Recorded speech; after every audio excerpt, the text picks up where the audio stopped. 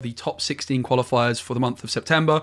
These, Cceely, are the final ever top 16 qualifiers. 2 players will be making it through to Gwent Masters in December. This is the final top 16, Cceely. This might be the last time we ever cast together. It might be, actually. That would be a shame, but I guess all good things come to an end. It's kind of bittersweet with a Gwent competitive mode sort of reaching its late stage or end stage, but I think we'll have a lot of fun before all of it is over. Yeah, but absolutely. Yeah, crazy to think about it. Yeah, I know. So there's been, of course, over the last few months, lots of these qualifiers going on. We've become very accustomed to the one happening each year. If you're not familiar, each season on the Gwent ladder, the top 64 players are able to qualify for a qualifier. And there's 2 different tournaments, one for the top 64 players, which is going to be happening next week on Lionheart's channel. But today we have the top 16 players, so the best of the best really battling it out. 2 players are then going to book their place in Gwent Masters. And we've got the next game, the first game of the day, the winners bracket final, which is just a straight up playoff. The winner will be going through to Gwent Masters. The loser is then going to have a second opportunity later on. And we've got that coming up in about 6 minutes time. So I think let's just crack on and look at the deck list, Cceely, because there's a lot going on. Of course, we've just got the final card drop in Gwent, and I'm wondering to see how these decks are looking. We've got Catburger up first from China. Very interesting name. Shiru is their favourite card. Guerrilla Tactics, Lined Pockets, Patricidal Fury, and Pincer Maneuver. Starting off with this Guerrilla Tactics, Shiru has caught my eye. I'm really excited to see this one. Oh yeah, this is a fun list. It's kind of like a Shiru control with a little bit of like dwarf combo in here. Combo I mentioned specifically because you aim to play the sort of Simlas for the Double Armorer's Workshop, a card that got reworked like semi-recently. I think that gives your units boosts and armor. You want to create a couple of small dwarves using something like Dwarven Chariot. Then you want to play your Dennis Cranmere for like a 17-point Dennis, I think is the max. Something like that. I mean, maybe even more if you use armor from Hawk and Pass. So that's the fun little combo that the opponent might be looking to disrupt. And then, of course, like Milva, you want to make the death blows happen so that you can bounce her in and out of your deck. But control-y, very control-y for sure. Pretty cool deck. I like it. Yeah, definitely. Guerrilla Tactics can be used offensively and to get that Milva out and put her back into the deck. But also it's got that ability to buff up the Shiru. And that one Milva ping as well later on could be used to line up a even bigger Shiru, one I'm really excited to see. Lined Pockets up next does seem to be one of the more popular Syndicate leader abilities, of course synergizing with a lot of crimes. Seeing a few different cards in here to what I'm used to really, particularly this top end card, Madame Serenity. She's really fun. She's like Passiflora on a stick, I would say. And by the way, apparently my mic is maybe a little bit too loud if I'm reading chat right, so maybe some adjustments required there. Got it. But about Madame, yeah, Passiflora on a stick, we can see in this list only 1 Sly Seductress and 1 Passiflora Peaches. Bit of risky business going on here. You could brick it potentially. Of course, Madame, you can pay a tribute, then summon these cards, both the Passiflora Peach and the Sly Seductress. And you don't want to have those in your hand when you want to play them, Madame. So we're going to have to see about that. A couple of nerfs in Syndicate that are worth noting, making the provision is a little bit harder to fit with the Novigrad now being 12 provisions, for example. So a couple of changes in that regard. No Muriels fitting into this list, but instead we have a little Tunnel Drill inclusion, which is quite fun. But yeah, Lined Pockets, very similar to what we saw last time when we casted together previous top 16. Yeah. Yep, and we've got Patricidal Fury up next, which is also looking pretty similar. Sov and Svalblood being that really very powerful top end, of course. Also, Bearification is in the mix there. Look out for that to be potentially shutting down some of these very powerful artifacts. Finally, last but not least, we also do have Pincer Maneuver, which also has some artifact removal, but this time in the shape of Shoop. After you play Rune Mage, which is going to be there for, meaning that Shoop gives you 5 options and you've got a guaranteed artifact removal removal if you need it with Shoop. And of course, Redea also benefiting from this deck by just having one of every single card. The Ethereum Merchant, Cceely, is one I'm going to be looking out for because this card can swing games.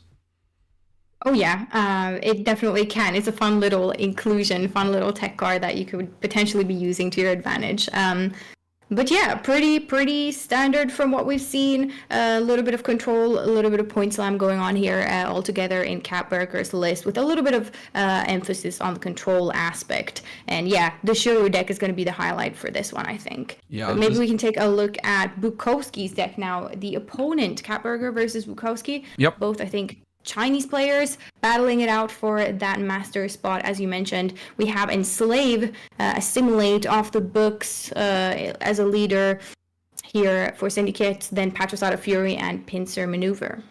Yeah, and we talked about the Ethereum Merchant in the previous list, and one deck that Ethereum Merchant is particularly good against is going to be Nilfgaard, because Calvate, of course, is going to be putting all of the heavy and expensive cards on top of the deck, and that Ethereum Merchant could potentially be sniping them. That's something to look out for. There's an off-the-books deck, so a different leader of choice. Really nice to see similar decks, but with different leader abilities. Madame Marquis Serenity also at the top end for this one.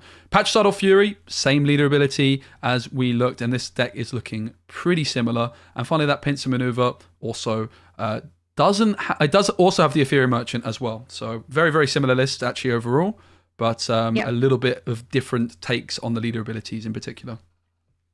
Exactly, and the heat wave missing there from Bukowski's side, instead replaced by a vanilla Geralt. So that's kind of fun to see. That version has been around, but I don't think competitively has been seen for a little bit of time. Iris and Iris's companions are really cool cards to sort of give that Erland even more of a boost. Of course, Muta Generator then helps a lot too. I would say, judging by these lists and sort of looking at the tournament lineup, there are some obvious favorites to what people are bringing to the party the most, and that is clearly Syndicate and Patricide of Fury. There seems to be some kind of a consensus that these are still the top lists to play, and then other than that, there is a little bit of variation. Bit of a misclick. No one saw anything. I was just going to carry on as if you wouldn't even notice, but you saw. No, I happened to see. First Probably game on a bit of a delay, but yeah, first game should be signed up really soon. We're just waiting for the link for it, so we are going to be diving in really, really soon. Looking as well at the losers bracket, there is going to be another opportunity for the loser of this game to still qualify. The winner just qualifies for Gwent Masters. They're through. They don't have any more games to play, and whoever loses will then be playing in the losers bracket final. So a second opportunity to make it through, and of course, even if they lose both those games today, they will have a final opportunity next weekend in that top 64 qualifier. So, Cceely, while we're just waiting for this game to start, what is your favourite Gwent voice line of all time? I feel like I've asked you this before, but it's just... That's really hard to do on the spot. Right, I've got one. What are you thinking? There are many amazing ones, but I think you have the... What is that? It's like a Syndicate card, isn't it? Oh, you mean the Specimen one? Is that the one you're talking about? It says it's actually Maybe. Thirsty Dame. Is that the one you're talking It's about? like the little he Oh, has the like entrepreneur. Damage against vitality, no? Is he? Wait, it does what? He has like a little thing that he's carrying. He's like a vendor of some Oh sort. yeah, the entrepreneur. I'll have you know, I'm an entrepreneur. That is a good one. I think that one. That is a banger. Okay. You said that sometime. That is a banger. I also like the Mantlet. Give me a bloody moment. Just need to catch me breath. That is a great one. It's so good. Yeah. I need to think. I mean, I like the Dwarven voice lines. They're really like they fit the vibe very well. They're pretty aggressive, all of them, just shouting with an accent. I like that. Chat, have you got any favorite voice lines? Great to see so many familiar faces. Also, if you are interested, we are also streaming on YouTube, which is a new thing. Twitch have changed their terms of services, so just so you know, that's an option. So hello YouTube, hello Twitch as well. Looking at both chats and trying to keep up as this game is going to be getting underway very, very soon. I suppose, like, because I thought we were in a bit of a rush, we can take a little bit more of a look at the specifics of the deck lists. The Enslaved deck doesn't exactly have an abundance of tactics as far as I can see. But actually, I say that, looking at the 4 provision slot, there's so many 4 provision tactics now. Diplomacy, Joust, Battle Prep, Obsidian Mirror, and Buha. That is a really efficient way of cramming in a bunch of tactics. Like, you're not spending any provisions for that. And while they might not necessarily all be the best cards on their own, they are going to be giving you that that very powerful leader ability potentially. Yeah, exactly. Enslave is definitely useful. It adds the sort of control element. I like bribery here as well. Can be very efficient in a mirror, for example. Kind of an inclusion that crept up recently for specifically Enslave. But we have seen, I think, some anglemes kind of being added to these lists. Not this one, though, from Bukowski. I think, for example, like Lario brought it, and Sweet Friend had some angleme action.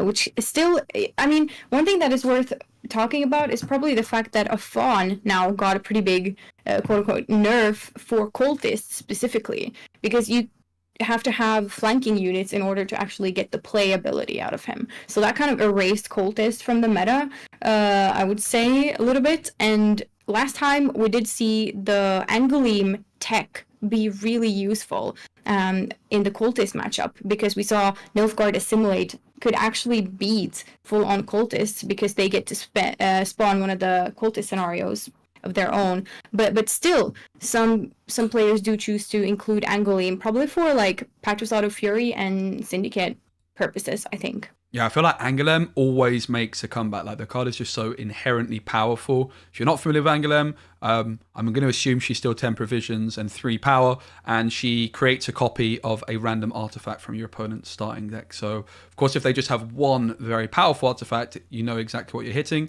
Whereas then if they have a few weaker ones, maybe like Megascopes, it could become a little bit worse. But I know it's a card that Freddie always was a huge fan of whenever coming up to tournaments. He'd always be like, what about Angoulême? It's OP. And the card can be insane, particularly when you've got like the ability to copy your opponent's cards with something like Nilfgaard to then actually trigger scenarios, for example. So it's exciting to see Angoulême still making a comeback. The game is surely moments away, Cceely. I've been stalling for the last like 3 minutes. I thought it was starting 3 minutes ago. That's all good. We have something to talk about actually, and it is the bans. Those are pretty relevant. I'm trying to see if we can get them. I think I remember them.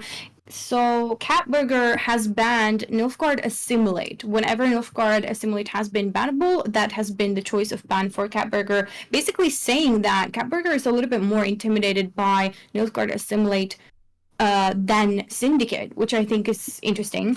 And it definitely does make sense, but I think it's cool that we see kind of, I was expecting a lot of Syndicate bans because it's currently such a strong and flexible faction. But yeah, Nilfgaard Assimilate is banned for Bukowski, and for Catburger, on the other hand, I believe it was Line Pockets that was banned. Amazing. Thank you so much. So this is it, the final top 16 of Gwent history. And I've only just noticed, Cceely, there's a Geralt of Rivia, a vanilla Geralt of Rivia in this pincer maneuver deck. That is not something I was expecting to see. Is this a common card, would you say? Yeah, so... Yeah, as I mentioned, it used to be in the Northern Realm Shoop versions, definitely a card that was seen, then it kind of fell off a little bit, but now he's back, clearly. Bukowski kind of believing in some of the earlier versions of Erland Shoop, which did include Vanilla Geralt, so I think that's pretty fun to see. Yeah, definitely. Okay, the game is starting. Let me just sort my OBS out. Bear with me, ladies and gents. We haven't missed anything just yet.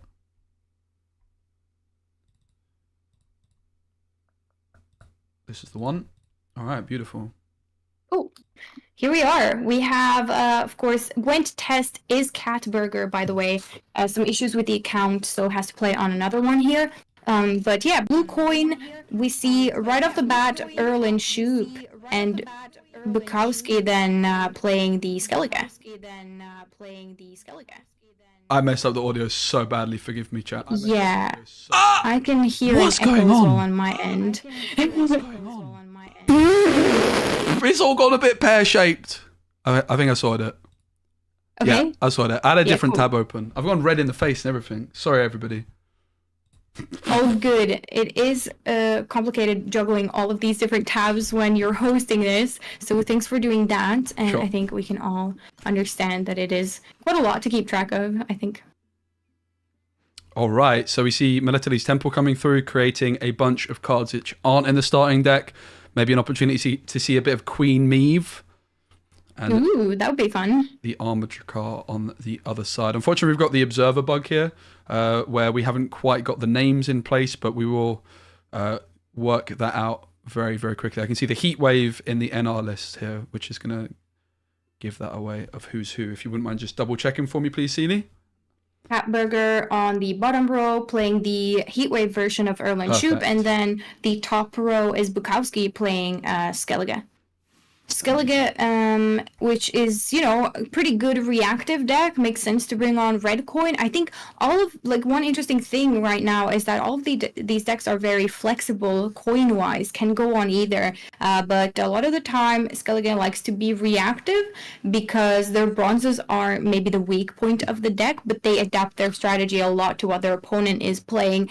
You just want to make sure you play the Spellblood whenever you get the most potential value out of it, and of course your engines as well. We have the Knuts and the Sigvold, so going red, Bukowski can kind of decide when to amp up the pressure. It's not really necessary yet. Meanwhile, Catburger playing the Rune Mage now, making those Shoop options guaranteed, as you said, Speci, when we looked at the decks. Really, really wonderful card for NR in general. Also opening up all the Redea options to be guaranteed. Yeah, currently, Northern Realms player is on 6 cards. So they've already gone past that 7-point mark where a lot of the time they might pass. But so far, it's not been too tricky for them. They've also got a potential bit of synergy with this Envoy and the Ethereal Merchant. That's the other reason the Ethereal Merchant is so good in this deck. Similar to an old Alchemist, you're able to check the top card of your deck with the Envoy, put something bad on top, and then just try and high roll and steal something good from your opponent. So Iris, Centurion Knight, or the Pella are the options. There we go. The Centurion Knight is donated. On the other side, it's only 8 Gutting Slash. Yeah. No, that's a cool card. Definitely a fun one. But what I was going to say is Catburger probably wants to hold on to some of these control options in hand, like Margarita and Heatwave. Those will be really important for the engines or Svalbard potentially. Bukowski, on the other hand, playing it a little bit slower, playing it a little bit safe, and assessing the situation here. But I do think both players would benefit from getting that last say. Gwent, I was going to say Gwent test, but Catburger has, of course, the Erland finisher potentially, and Bukowski has the Sova in the Skellige list. But taking the pass here, saying it's not worth it, fighting for this round more than necessary. And now Catburger takes the win, decides what direction to go here in round 2. Could be a little bit risky to bleed into Skellige. You never know when that Svalbard is going to come and reset the point gap. Wow. Yeah. That is a handful of gold. So if ever you want to try and put in a big push, a handful of golds is certainly going to go a long way. Radovid offering potentially a little bit of carryover as well. And it's an aggressive opening play with Shani. Shani being somewhat of an engine with the fact that she has cooldown, getting an Assimilate card down on the board as well. This would certainly suggest that Gwent Test 328, also known as, what's that? Something Witcher? Catsburger. There used to be a Cats Witcher who used to BM me on ladder every single game. It was horrible. Maybe that was an alt account, or that was Catburger's Smurf account. I don't know, but yeah, no access to Svalbard here actually for Bukowski, which is a little bit of a shame in case the situation gets tight. As you mentioned, handful of golds. It seems like Catburger is utilizing that to their advantage, so it might get a little bit tight for Bukowski. Of course, the leader plus Sova will be a lot of points to potentially catch up with later, but it looks like maybe we're going to see some Sigvold Knut action as something a little bit bigger has to come down from Bukowski. Now, Margarita, great card to have in hand along with that heat wave for Catburger here. And here we do see the Shoop Hunter coming through. As we predicted at the start of the game, this is why Shoop is so popular, being able to remove that artifact guaranteed when Rune Mage has hit the board. And look at that Assimilate synergy as well. Shani really popping off. Also worth noting, the Imperial Practitioner was clicked here as well. So the last card which went into the graveyard's gone on top of the deck. So I'm not certain what that was, but that's something worth bearing in mind, that the top deck is known by the NR player here. Yep. Also missed exactly which card was the last one to enter graveyard, but Yeah, quite cool. And even though this hand is super gold heavy, one potential problem is this Adalia, of course, needing a bronze card in hand to be able to make a copy of it. But there's still the leader ability available as well. This kind of bleed is like where I would say Gwent is at its highest level, where you're trying to shorten round 3 and make an efficient trade of resources, but it's such a careful balancing act because all it takes is one card too many for Gwent test here, and suddenly they're going to be down on card advantage, and that's going to put them in a really tricky position in such a short round 3. Yeah, a nice comment here from Pieball also saying that if it is possible to get a not only units from this practitioner order press, which I think it is, that would mean the Catburger did get Care Trollde into the top of their deck, which is a really, really useful card. Probably like the best location in the game currently. Care Trollde, a really fantastic, flexible little artifact to have or location to have on your side of the board. So it is now Catburgers. And Margarita coming out here, locking an engine. Sigvald and Knut have not yet been played. Peller coming in clutch here. The man, the myth, the legend. I'm going to have to grab him from the side of me, show off my Peller. Nice. Beautiful. What is going to get put back into the deck here? And there it is, as Pia called. It's interesting because a lot of the time when artifacts were removed, they got banished. So clearly maybe that's just heat wave is why I'm thinking that. So the fact that this has actually gone to the graveyard and then able to be played for NR themselves is really fascinating. Another engine hits the board here as well with this Warcrier. There is Bloodthirst on the board with this greatsword, so it is going to continue to grow by 1 point per turn. Currently a 13-point game in favour of Catburger, and a handful of golds available. Definitely not bad. Olgierd coming down here now, of course, not going to be taking any damage there. The priest is going to get these points for free, and that puts Bukowski ahead of Catburger really nicely. Bukowski really hasn't spent too much yet, but it is starting to get a little bit committal for Catburger. Catburger has to kind of decide, okay, is there a chance Bukowski just doesn't have that great of a hand? And I think that is risky considering Svalblood with a wide board just gets so much value that potentially Catburger is still going to go into that short round with the Erland and then say that that is enough. But before Catburger does that, definitely decides to play this Redea here for nice value, I guess, there with the TA, but forcing Bukowski to just go a little bit more committal here. Leader still not played, the Sova is not yet played, and Knut could potentially come out here as the longer you wait, his value kind of diminishes as well. And that's Squirrel not doing too much right now in Bukowski's hand. Yeah, and it's not a big lead here at all for Catburger because while it's 13 points on the board, this priest is going to be gaining 4 points in just 2 turns. So it's really only a 9-point lead. Of course, Gwent has now, or Catburger, does also have the option of maybe getting rid of some of their gold cards with their leader ability, being a bit risky and trying to make some efficient trades. So there's a bunch of different options here. Sigfold comes down, which is, of course, a pretty expensive looking card. And it does look to me as the pass has been offered by Bukowski and Catburger just snaps it up. Happy days. They wanted exactly to pass at that moment and they do get their pass. Yeah, Bukowski does have the option to resurrect this Sigvald potentially with the Sigdrifas right later, so that is a potential to still get the combo rolling. But yeah, shortening the round, not allowing Skellige to get too many engine turns with the Knut Sigvald combo. But yeah, taking a pass before it gets a little bit too scary and the point gap would not be so big anymore. We're going off to round 3. Last save with this Erland for Catburger. I'm so curious to see how this one's going to play out. There's big cards on both sides. Big moment with the mulligan. Oh, hello, sunshine! I suppose it's not that big with the pincer maneuver, but still, that was nice. Yeah, it's nice. It frees up a little bit of options here. The Peller and the Adalia are not looking great. One of them is going to have to be played, I think. Oh, never mind. There's 2 pincer maneuver charges, actually. 2 left. Yeah, I was a little bit surprised by the Cursed Knight mulligan, because you could just go like Adalia into Cursed Knight. It's only 9 points, admittedly, but then you could then use your pincer maneuver on the Cursed Knight. I suppose that's still an option. Put the Cursed Knight or any bronze, any Northern Realms bronze of your choice into hand for Adalia, and then with that second leader charge, you can then get rid of that bronze card for another gold card if that is a possibility. Bukowski opening up with the first, the second. Will we see the third charge as well? We certainly do. Mm-hmm. Looks like Sova is about to enter the board here.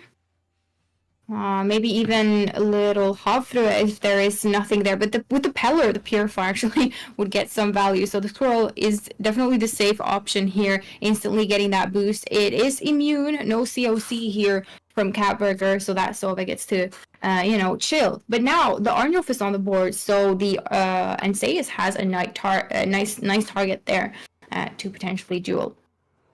And here we do see the leaders coming through, and it is going to be a Redanian Knight. Then expect the Adalia perhaps to come through on it. Peller goes back, not necessary anymore. And here comes the Adalia, as you predicted. Still a couple of turns for these Redanian Knights to grow. It's a big point gap at the moment, of course, after Sova and leader coming through. And the leader for the pincer maneuver player, just 4 points total. Although, of course, a little bit of utility as well. But it's a very scary hand for Skellige Bukowski with the Canute, the Svalbard, the Sigdriffer, and a Neuromancy to tutor any card of their choice out of their deck. You couldn't really ask for a much better hand at this point. Yeah, I'm wondering what card remains that Bukowski would really want. Perhaps it would be Verification.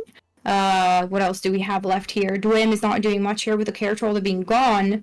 Of course, Heatwave, I think, is also an option for Bukowski to get out there, potentially on an Anseus or something like that. But here is Svalbard. Now, playing Svalbard here, maybe Svalbard gets tackled with one of the removals, but then you can resurrect him again with this Sigdrifa's right if Svalbard gets removed. But big point swing here with a pretty wide board, all of those leader charges. Heatwave now being taken, not enabling Svalbard to be the resurrectable card here. So nice for Catburger to get the Heatwave on the Svalbard. Yeah, and while, like, Catburger, it looks like they need to get this Redanian Knight engine down, of course, they're just going to be able to get rid of this card and put something else in hand instead. So just this one Redanian Knight going to be played, I would wager, from the Adalia. Other one can be cycled back. Erland needs to be played second to last at the latest in order to click his order ability, which can, of course, play for an incredible amount of points with the Temple played earlier on. Yeah, I'm not actually sure what is left here in Catburger's deck to sort of tutor out with that last leader charge. That would be kind of a big card. But here is the Canute. And now we see where the leader charge actually goes. There is still the Meve that you mentioned very early on, was actually created from the Temple, not a card included in the deck itself. But yeah, uses this to take care of the Canute with the duel of the Order on Care Troll. A pretty nice utilization of that. Sigdrifa's right still has one Resurrect and a Neuromancy. Perhaps going for the Verification, I think, would be the most value. If I have kept good track of what is actually left in the deck, I'm not sure. Easier said than done with no observer, that's for sure. And it's currently a 19-point game in favour of Skellige. 2 cards in hand for each, but of course the Anseis and the Erland are going to be an abundance of points. There's the Heatwave. It's only a 7-point play. I'm not certain if Meve was going through there, but here comes the Erland. 22 points behind. Sigdriffer, the last card to play for Skellige. All right, nice. Here is Sigdrifa's right as the last resurrected play. Of course, this big Anseus being saved to the very last. Erland getting some points in here as well. Oh, the Northern Realms does it! Wow. Very tight games. I know. They're really, really close. It's so cool. Yeah. This was masterful from Catburger. We talked about this round 2 push of just doing enough. And from Bukowski's point of view, maybe they just gave up that round 2 a little bit too easily. At one point, they made a slower play, inviting almost Catburger to pass. They did, and what an exciting first game. Gwent Test 328, also known as Catburger, strikes first and is 1-0 up in the series in the Battle of China. Exactly. That is pretty cool. Again, mentioned about this meta is it's kind of difficult to predict whether one player is more favorable than the other, as they're all playing kind of similar type decks. A little bit of point slam, a little bit of control. It feels, can I say that the meta feels very mid-rangey in this tournament? I think that's how I feel about it in general. What you want.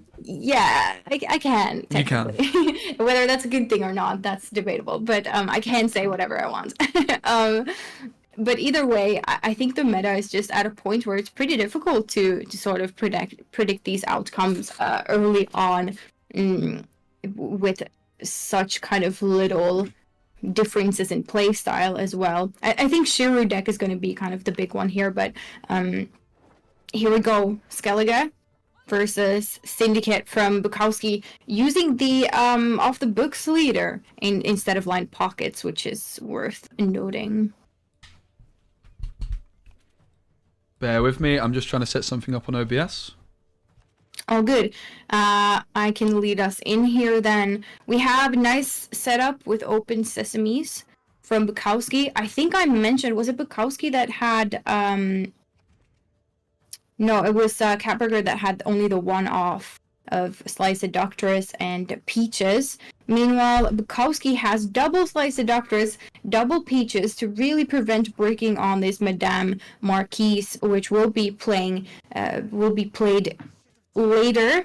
Of course, Acherontia being kind of like the big combo that Syndicate is going after. You want those open sesame, set up some coin carryover in your graveyard, and really plan out the turn of when that Acherontia is going to be coming down. Ideally not too early, of course, but I'm wondering if Syndicate might run into a little bit of trouble going on blue coin. But then again, Skellige's bronzes aren't exactly super competitive in round one, so it's going to be interesting to see how big the fight for round one is going to be here.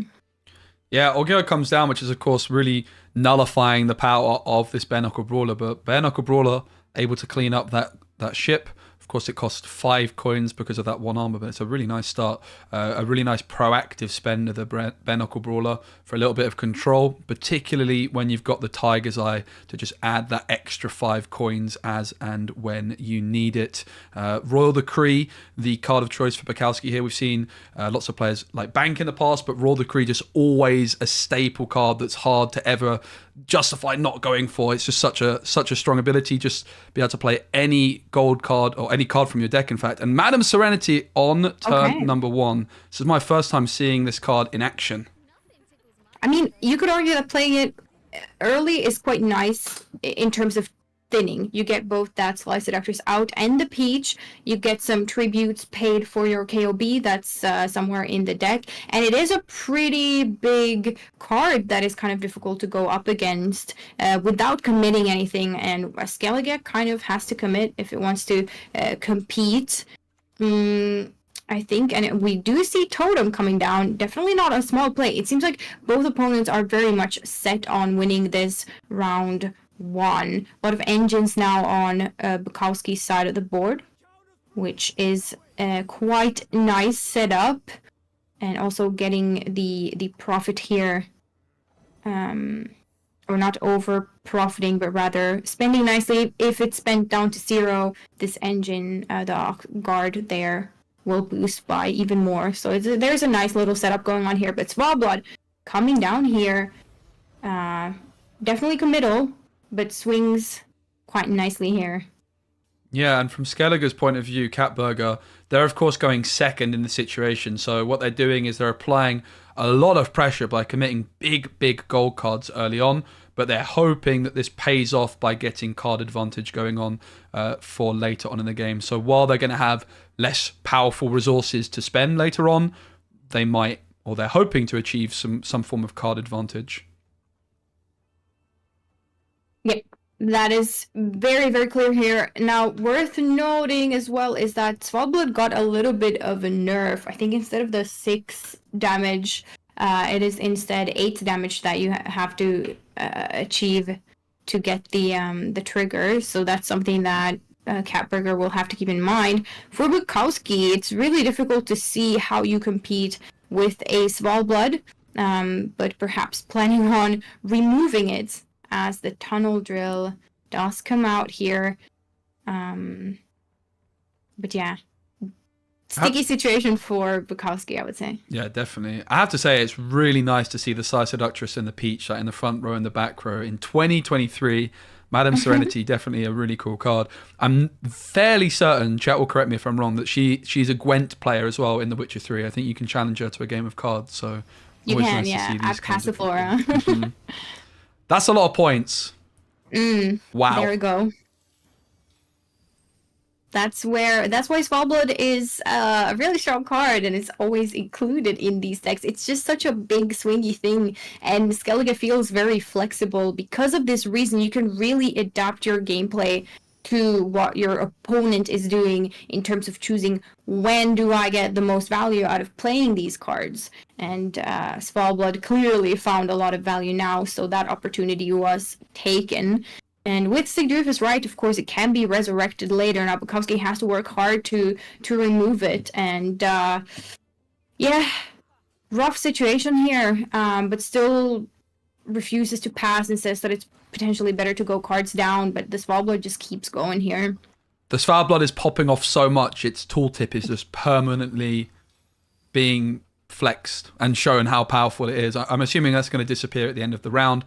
Currently a 28-point game, and very importantly for Bukowski, they've gone past the 5-card mark. If you're in a situation where you're going first and you're going to be losing on even cards, like it certainly appears Bukowski's going to be doing, often what you'll see players doing is pass with 5 cards left, because now at this point they've passed on 4, and what their opponent can do is they could just dry pass, force Bukowski to play a card, and that means going into round 3, the Skellige player is going to have guaranteed card advantage. If you do it on turn 5, though, you draw up to 8, and therefore you are able to play another card, and your opponent's not able to just dry pass you. It's a little bit complex, but it's to do with the hand size being limited to 10, and as soon as you're at 4, this is just guaranteed card advantage here for Catburger if they choose to take it, but they do, of course, have now the option of pushing into round 2 themselves as well.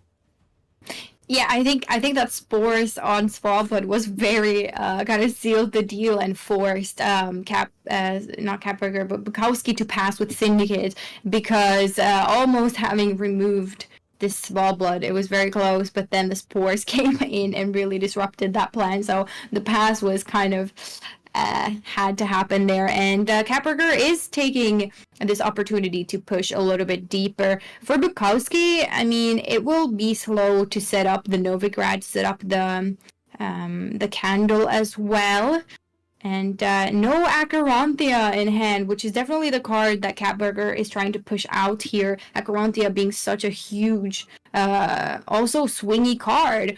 The combo is that you play the Acherontia and you trigger it as much as possible in one turn, but without the Acherontia, your points are obviously a lot more limited, and that might mean Catburger can potentially sense that later and really go in for the kill, and it looks like that's already happening with these leader charges being used, setting up for potential Sove. But of course the Candle can come in and avoid the Bloodthirst here. But Bloodthirst 2 means that the Armor Draw card does get a little bit of extra boost, so that's what happened there. But has to make sure that the Sova can get the death blow on a squirrel potentially later. Yeah, it's really nice to see this totem with its slightly new ability of just being able to target a specific card once a turn, being used of the Armored Drakkar here, and the Dwimvendra as well, just getting incredible value, re-enabling the artifact here with a very powerful clash ability, of course. And it's an 8-point game for Bukowski. Looks like they're considering using some leader charges, if I'm not mistaken. They're certainly hovering the leader. They do go for the Candle, as Cceely mentioned. They can then deny the Bloodthirst a wee bit, and also this is going to carry over on to the board for round 3 as a spender.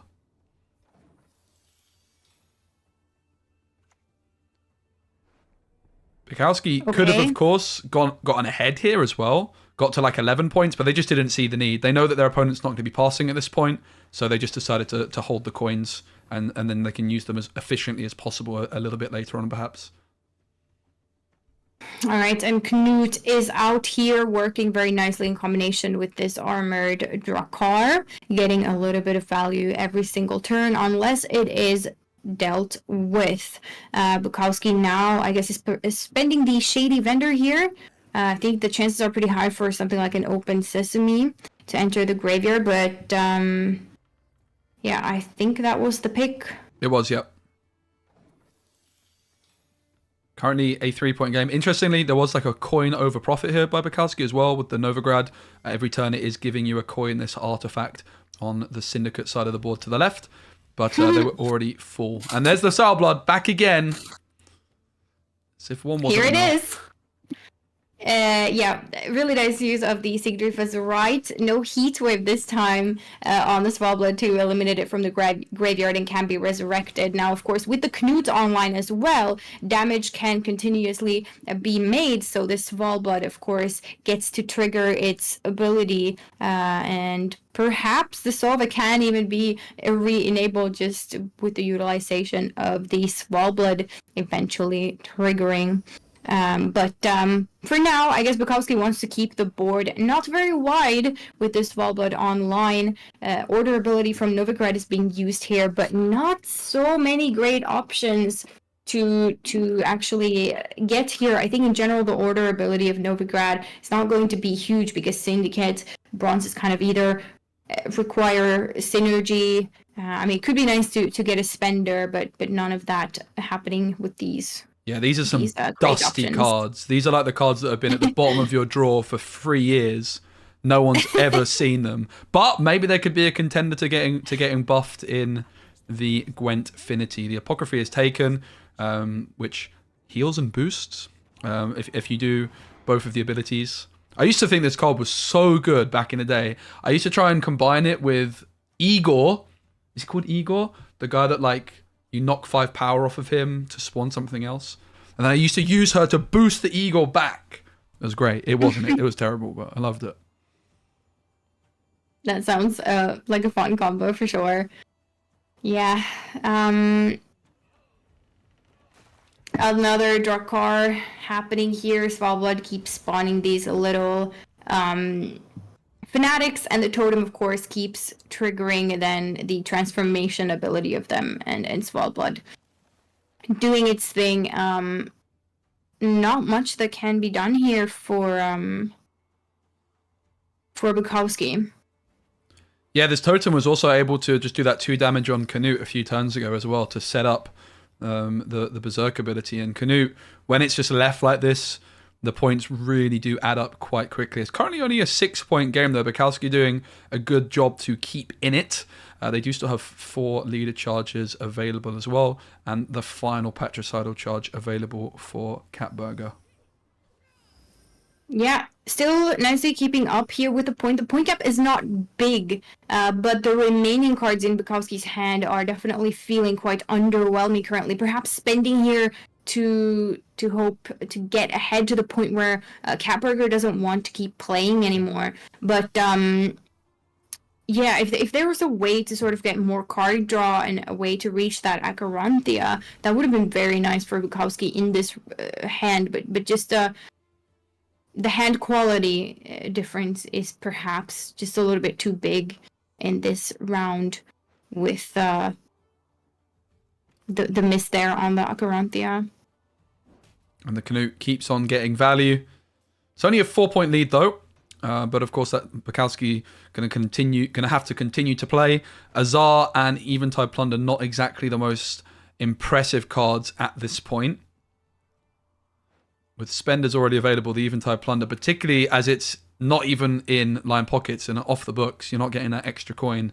We are going to have to see a leader charge here played to get this other next couple of points off of the boost here with the 2 coins. And it's also not empty in the bank anymore, even with that 1 coin in the bank, so you don't get those extra points.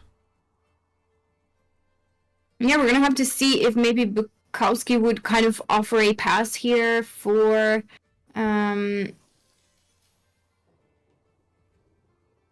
for Cat Burger.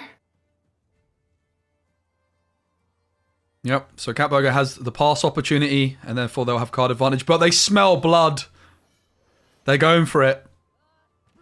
Yep, here's the Arnulf, the Sove, and the Svalbard triggering would then finish this, I guess, squirrel Could even go for the Canute, maybe? And something or bigger? the Canute, Yeah. that too. Yeah, but Canute's potentially here just to get the point gap. Bang. All right. That's a lot of Just points. making sure, yeah, it's exactly enough here, not triggering more than necessary, and then also using that Canute for then removing the spender. And Nazar as a finisher is not exactly what you love to see. Too big of a gap here, and the 2-0 was achieved. Damn, okay. Catburger's not here to make friends. In the Battle of China, they've started out on top, but of course we've seen many reverse sweeps in our time in Gwent. I think this is a good opportunity, Cceely. I've got a bit of news. I don't know if it's news, but we're gonna say this is you don't even know what I'm talking about. That makes it even better. This is a worldwide reveal. It might not be. You guys might already know, but I got something very it's not that special. Something very special through my letterbox from Ryan Godric, who is Gwent community manager. Oh, that's nice. Well, it wasn't. It was just on Discord, and it is a save the date for Gwent World Masters. Is this already known? I don't know. But here you go. If you didn't know, now you know. So the group stage is going to be on the 2nd and 3rd of December, and the playoff stage is on the 9th and 10th. 2 weekends of Gwent Masters. That is going to be exciting, and that's the final ever Gwent official Gwent tournament. Wow. That's very cool. Very cool. Yeah, good to know. I'm trying to... Chat is mentioning that my mic is a little bit noisy or something going on with that. Not sure why, so I apologize for that. Might be Discord not really loving the quality. Mm-hmm. I could... It seems fine, my end, Is honestly. this better? Yeah. Speak Or again. worse? I would say. Hello? I think chat's Yeah, gonna let say me that's know, better. chats. Otherwise, I will switch back to what we had. I think that's good. What did you do Okay. differently? I feel like It's still weird. I feel like then you have I to don't- ask whenever Cceely's mic is like not working. I always give like the wrong answer. When it's good, I'm like, not sure about that. And when it's bad, I'm like, yeah, mate, it's great. So this is Catburger's final deck that they have to win with. And this is great, because even if Catburger loses from here, we get to see Shiru 3 games in a row. And this is the deck that I'm most excited for. I think I'm going to be firing up some Gwent actually this week. I was planning on playing yesterday, but didn't get around to it. And I think Shiru is where I'm going to start. It just seems like a lot of fun. I think this would be a great deck to start with. I absolutely do. It has a interesting amount of different components, and I think if this deck becomes more popular on the ladder, definitely some things you can do to play around it. You have to be aware of those saboteurs. You also have to potentially try to split up the Simlas and the Dennis from each other, because those are very tied together as combo pieces, together with kind of the chariot as well for the setup here, to get all of that boost, to get all of the dwarfs to get the boost on. But we're going to see when that big play is going to be coming down from Catburger here. And also, yeah, going to be bouncing this Milva. Control heavy deck can be quite useful into this Skellige that Bukowski is going to try to get through from red coin again. You just saw the offering coming through and cleaning up the ship. A card in deck got buffed. They didn't see exactly what it was, but historically speaking, I do know that deck buffs onto Shiru can be incredibly rewarding, particularly now. Shiru changed quite a while ago now, where it doesn't destroy itself when you click its order ability. So previously, putting points onto Shiru while you get more removal, you also lose those points on your side of the board. But now, not only do you get more points of removal with Shiru, but also you keep those buffs.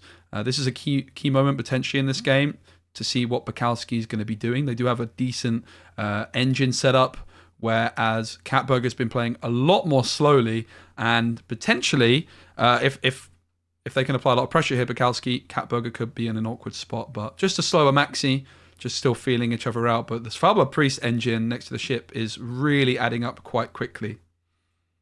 Yeah, that's nice to have. Saboteur that does not trigger anything here, just playing it for the damage point. It's going to be cool to see what the Shiro is actually going to fall on in this particular matchup. Whether that is going to be boosted somehow, can be boosted with, of course, leader charges, can be boosted with something like, I think there's an offering as well in this deck. Yeah, the offering came through, so there's potential Shuri's actually buffed up already. Cool. Yeah, that would be nice. Maybe aiming for removing something like Svalbard or even Knut, Sigvald. I guess Sigvald wouldn't be removed, rather heat-waved, but and maybe you could just get rid of all of them at the same time. That would be the dream. Oh, and this is what I was worried about.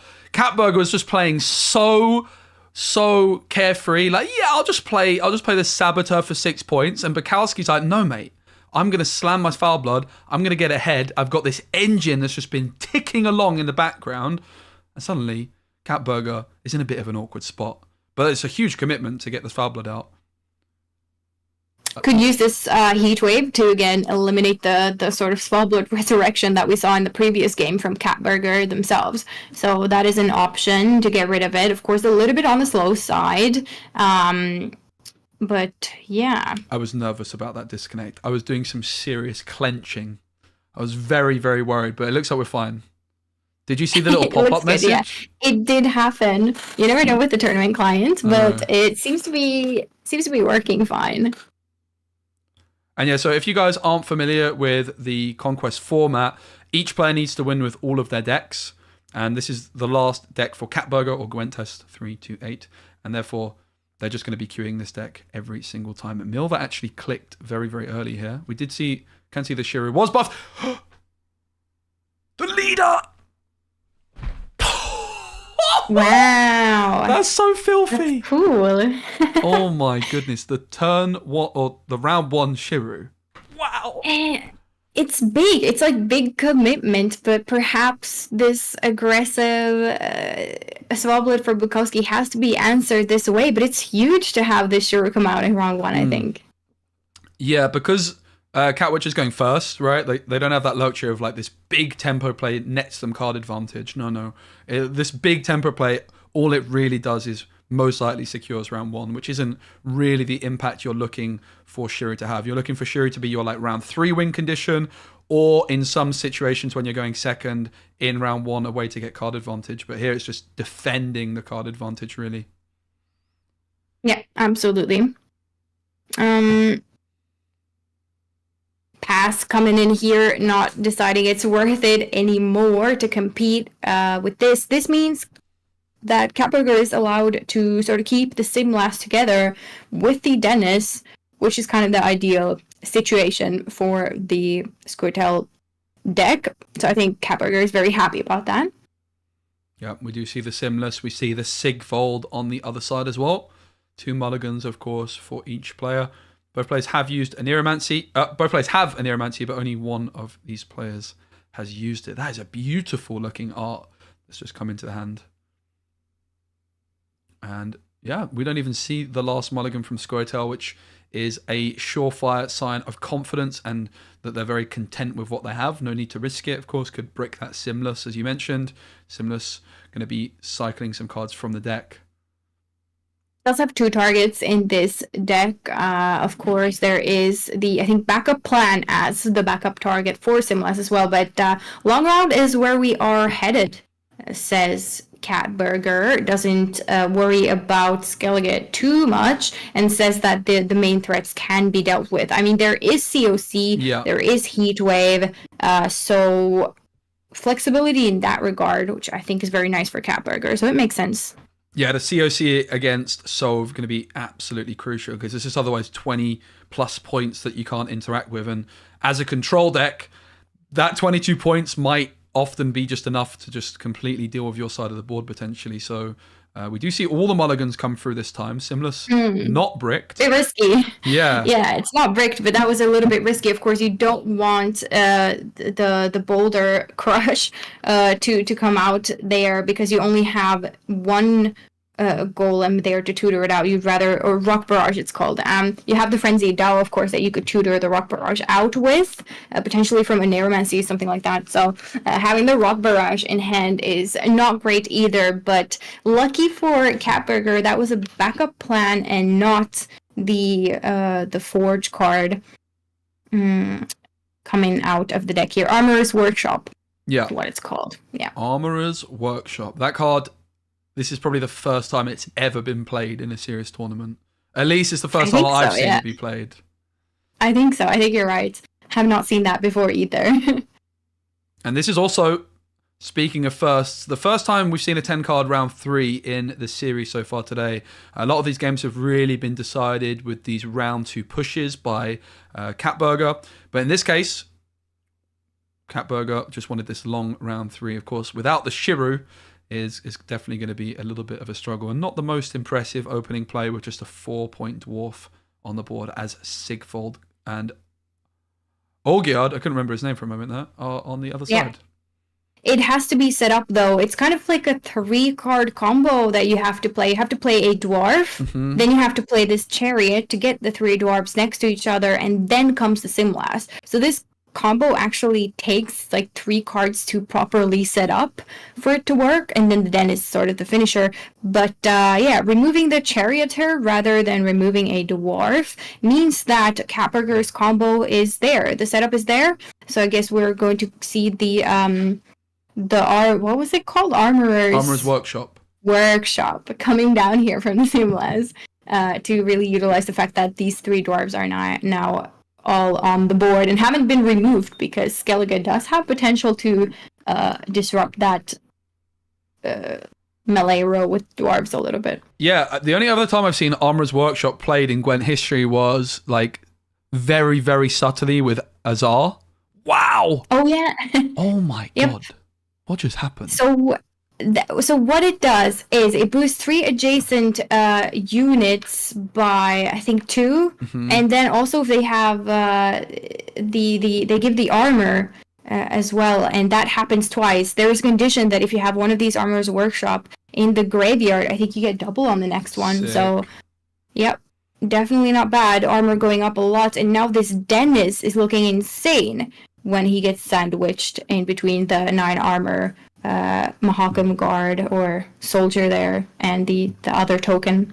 Yeah, absolutely. It's great seeing armor as a mechanic really be relevant in Gwent. I think it's I saw a bit of feedback on a Reddit thread recently, and I think Malegian himself replied. It might not have been on Reddit, but it was like maybe Twitter or something. And someone had said like, I wish like armor was used a little bit more in Gwent. And Malegian was like, yeah, actually, I could see that. Like we could have explored like some more mechanics of armor. Dwarf's definitely like the most obvious example of that. And here does come the Frenzied Dao. Rock Barrage comes through. Milva already in the graveyard, so she's not going to be appearing anytime soon. Yeah, nice little card here.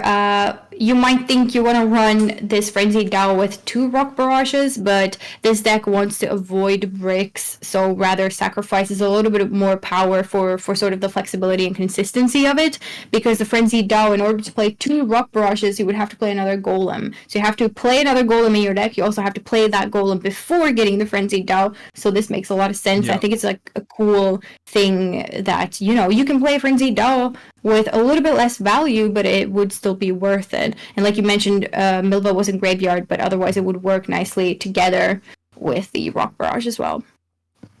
Yeah, and it's cool to see like the Frenzied Dao like keep a lot of what it always did, which was move a unit, right, with the Rock Barrage. Frenzied Dao used to just move a unit for a very long time, but now with that Rock Barrage synergy, it can still do that, but with a little bit of an upside and a more interesting way of doing it. Here comes the Foul Blood. Is it going to be allowed to remain on the board? Well, there is a lot of armor. But of course, Heat Wave and Curse of Corruption are the 2 main ways of potentially dealing with it. Could also like move it to the back row, and then the Saboteur, I think, would finish it off. Don't quote me on that. Yeah, it's close. I don't think it's quite there. Does it count artifacts as well, or just it does? Yeah, units? It does. Okay, cool. But yeah, there is the. Oh, hey, interesting. Saboteur coming down here and triggering the Fanatic instead. And I was going to say, this Curse of Corruption has to be played before the Dennis comes down as well from Catburger, because otherwise it will scorch the really big Dennis. That will happen. He'll get, 17 points currently, if he's utilized now. But of course, Svalbard can eliminate some of this armor, also then diminishing the value of the Dennis. Here is Knut, on the other hand, ready to set up the combo, ready to damage and remove something. Removes the armor in the middle as well.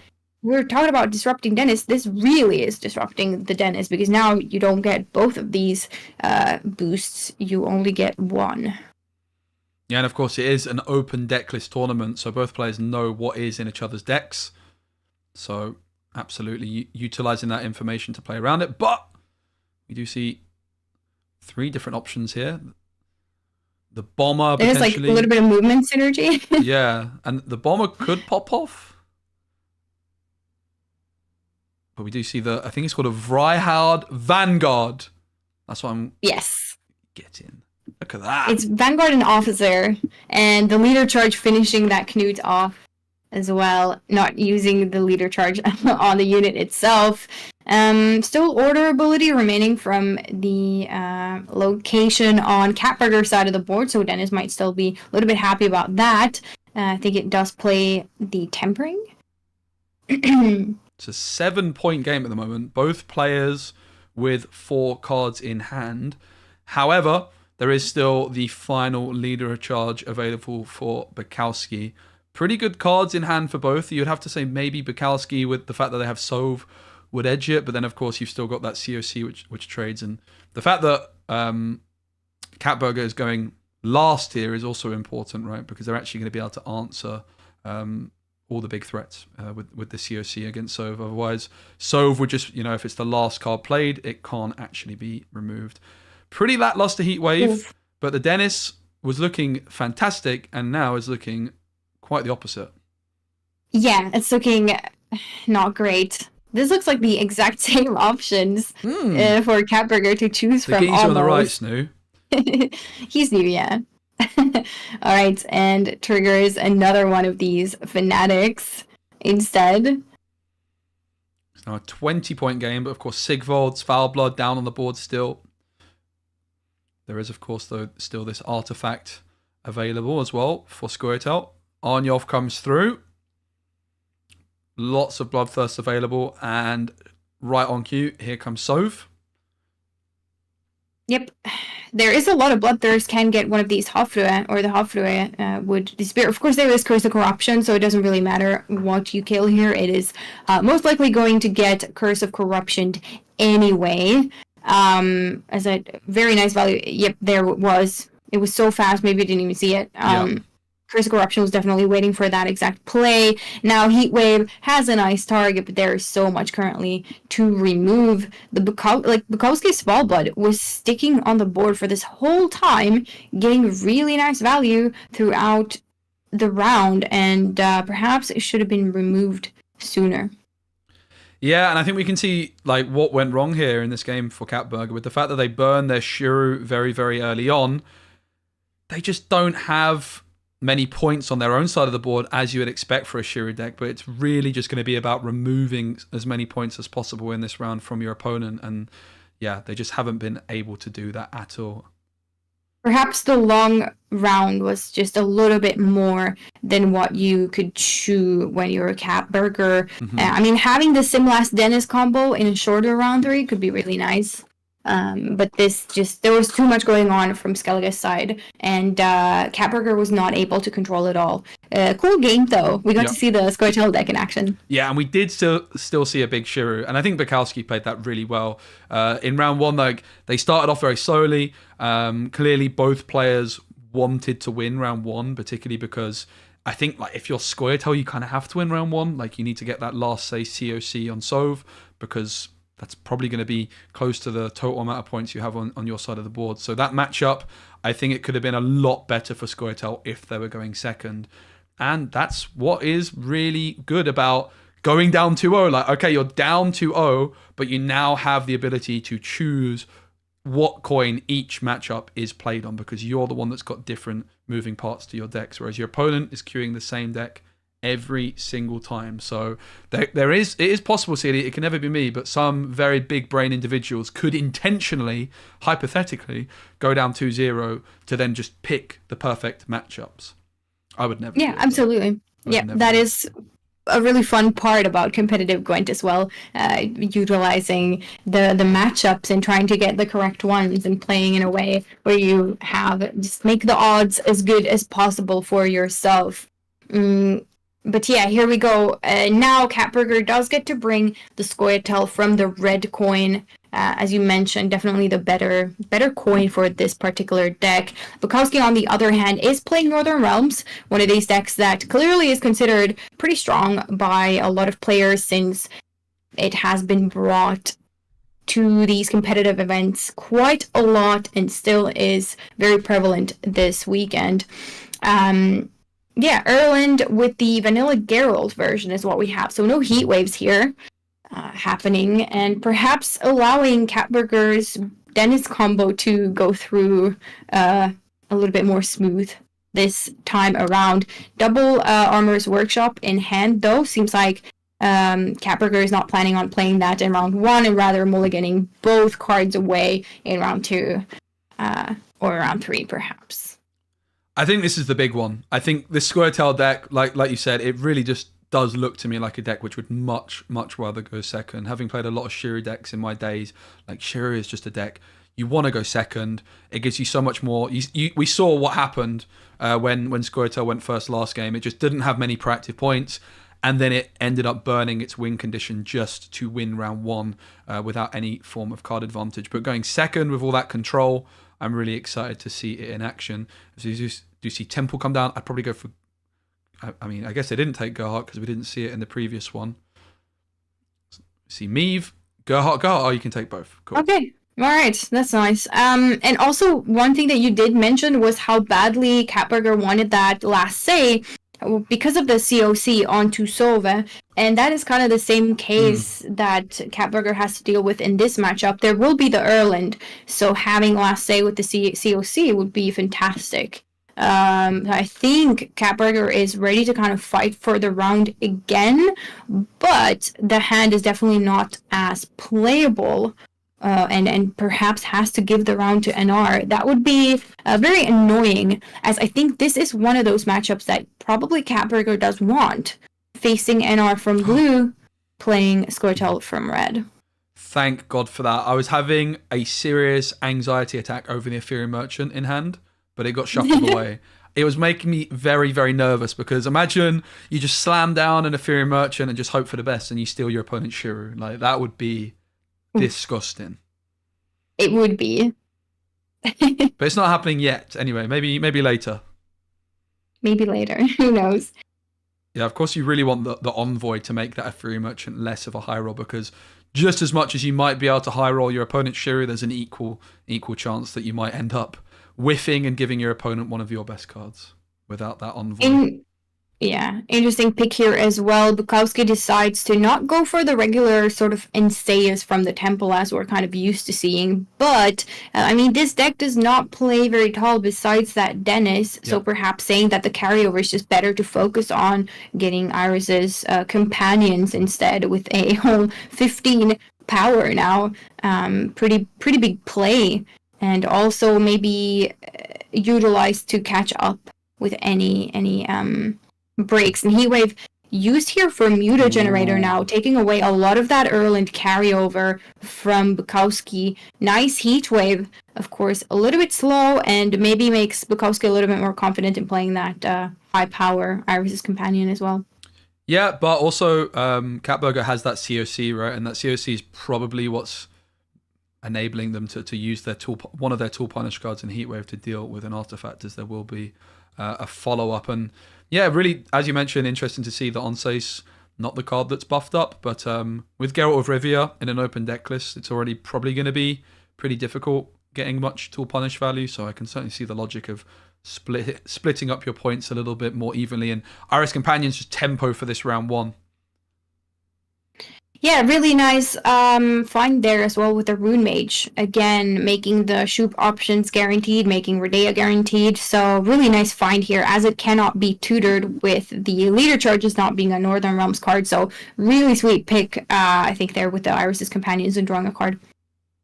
Yeah, and I think Gwent Test is kind of suggesting here by their plays that they might have Dennis access. And it's really interesting because they would be able to play Dennis. They don't have it, by the way. They don't have it in their hand. But their opponent might be thinking, well, if I pass, they can play Dennis for a bunch of points. So then my Geralt of Rivia is doing literally nothing. So Cat Burger, Gwent Test 328 is bluffing a wee bit with their positioning. To of course, their Armorer's Workshop is also still going to be getting that value. But they're also threatening like that big Dennis play, which then Geralt won't be able to deal with if they've already passed Bukowski. Yeah, that's pretty cool. The Armorer's Workshop here being played from hand, Simblasting having to go for the backup target instead as the special cards that will be tutored out. And Dennis, I mean, there is no access to Dennis here. No. So that will be a little bit unfortunate. Not a card you will want later on. Yeah, but Bukowski doesn't know that, right? They might just be like, well, all they have to do is play a Dennis here and they're ahead. So they might not be feeling like that's really a very good trade for them. So even though Gwent Test doesn't have it, Bukowski doesn't know that, right? And they have to be considering that fact, and it might make them play a little bit differently than they otherwise would if they had the info that we do. Yeah, and apparently Paya is saying here that the Dennis was actually mulliganed, which is interesting. It seems like Catburger has changed their plan sort of in the middle, maybe thinking that, okay, I mean, it could be a misclick, you never know, and deciding not to play the Dennis and Armorer's Workshop combo in this round, maybe just keeping them for brick reasons to be mulliganed later, but now is deciding that no, it's still worth it to keep playing into this round. But that's kind of interesting that the Dennis then would have been mulliganed in this round. Paya just doing our job for us, mate. Why don't you come up here and do it instead of backseating? No, it's a good observation, definitely. To see that was mulligan definitely makes you wonder why that was. But the second Armorer's Workshop is being played now, getting even more value, and as you said, Speci, still threatening the Dennis, even though that one doesn't actually exist. There are other cards. The point gap is so small that Catburger can still catch up with a Saboteur, with a Dao, and there is also Maxi, there's a leader charge potential, and there is the pass. I think Bukowski definitely saw the threat of the Dennis and decided not to take it. And yeah, absolutely. And we see the Saboteur, Milva can clean up. And with the armor pinging, that is going to be enough. And round control goes to Catburger, which is huge. I think the most important thing Catburger needed to do was win this round. Both players will want last say, but Catburger has got access to it. And we can just see there, really, the difference in this Scoia'tael deck going second, just offering way more threats. It's a control deck, so it makes sense that it wants to be reactive going second rather than proactive going first. I'm expecting a dry pass here, Cceely, from Scoia'tael. I'd be very surprised if we see a push. Yeah, the hand's looking a little bit suspect here with the backup plan. And with the Dennis now in hand, not, of course, doing very much anymore at this stage. I mean, maybe there's still a little bit of armor to be had from something like the Mahakam Forge or the Mahakam location. Now, on the other hand, Northern Realms typically has a fairly decent long round, but things can prove to be difficult if the Shiru decides to enter. Yeah, it would be all eyes on Shiru at some point. Yeah. The long. Oh my goodness! I eat my words because look at this. It's a maxi bleed. That is not the kind of bleed you really want to be doing, to be honest. Just 6 points, no engine value. You're just kind of asking to lose card advantage here. But clearly, Catburger not confident enough in the long round. They just think that NR is going to have too much for them. But this is exactly why I wasn't liking the look of a bleed for Scoia'tael, because they're already 8 points down. I think they just have to accept here that they're going to be losing the round. They're going to be losing. Well, they're going to lose the round and lose card advantage, but they're just going to then, at this point, play a bunch of bronze cards, make some efficient trades, I guess.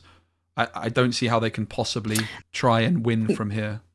Yeah, bleeding, like you had the last say for the Curse of Corruption as Catburger. It seems very risky to even try to sort of sacrifice that for a trade. And I mean, bleeding Shoop decks is usually not going to give you a lot of value and value trades. And are being like a very flexible, adaptable deck can definitely just keep playing just enough to keep sort of the card advantage here. But it seems like Catburger is aiming to get the Dennis out this round, then save the Simlast backup plan for round number 3. But is the Dennis really going to be enough points here No. to catch up with? Nope. To catch up with whatever is going to happen here from Northern Realms. It looks kind of scary, but there is a little bit of armor generation going on here still. The problem is, like, Dennis, there's still, like, this Geralt as well, right? But one thing that's really interesting, maybe from Catburger's point of view, is their hand was pretty terrible, right? They only have, like, 3 draws going into round 3 and 3 extra mulligans. Maybe they just didn't think that they were going to find all of the pieces of the puzzle that they would need, and that their best chance here, it just seems like they're going for value trades at this point. Like, they kind of probably accept that they're not going to be getting card advantage, but they do a bit of thinning here, and are able to hopefully make some efficient trades and just burn through a bunch of your opponent's gold cards. Even if you lose card advantage from it, you have higher like card quality left in your smaller hand. That, I suppose. I'm just wondering also, like, I feel like Shiru could potentially be nicer in a longer round as well, absolutely. to sort of aim for that setup. So, The other thing maybe we Shiru just can have to, actually do, like- Cceely, as well, which could be relevant, is Shiru could get to, if it could get to 4 power somehow, it could kill an immune Erland, which could be exciting to see. How does Shiru get to 4 power? I didn't think that far Let's ahead. think. I Maybe don't there think you can. are... I mean, You could ping. Can you ping it with your own Milva? Maybe. maybe technically you can. It looks like this Milva is not going to stay, though. I'm assuming this Shoop will Yeah. take care of it here. Or maybe not. Maybe he's going for, like, resilience. But I think if we're going to look at the damage card coming down here. Yeah.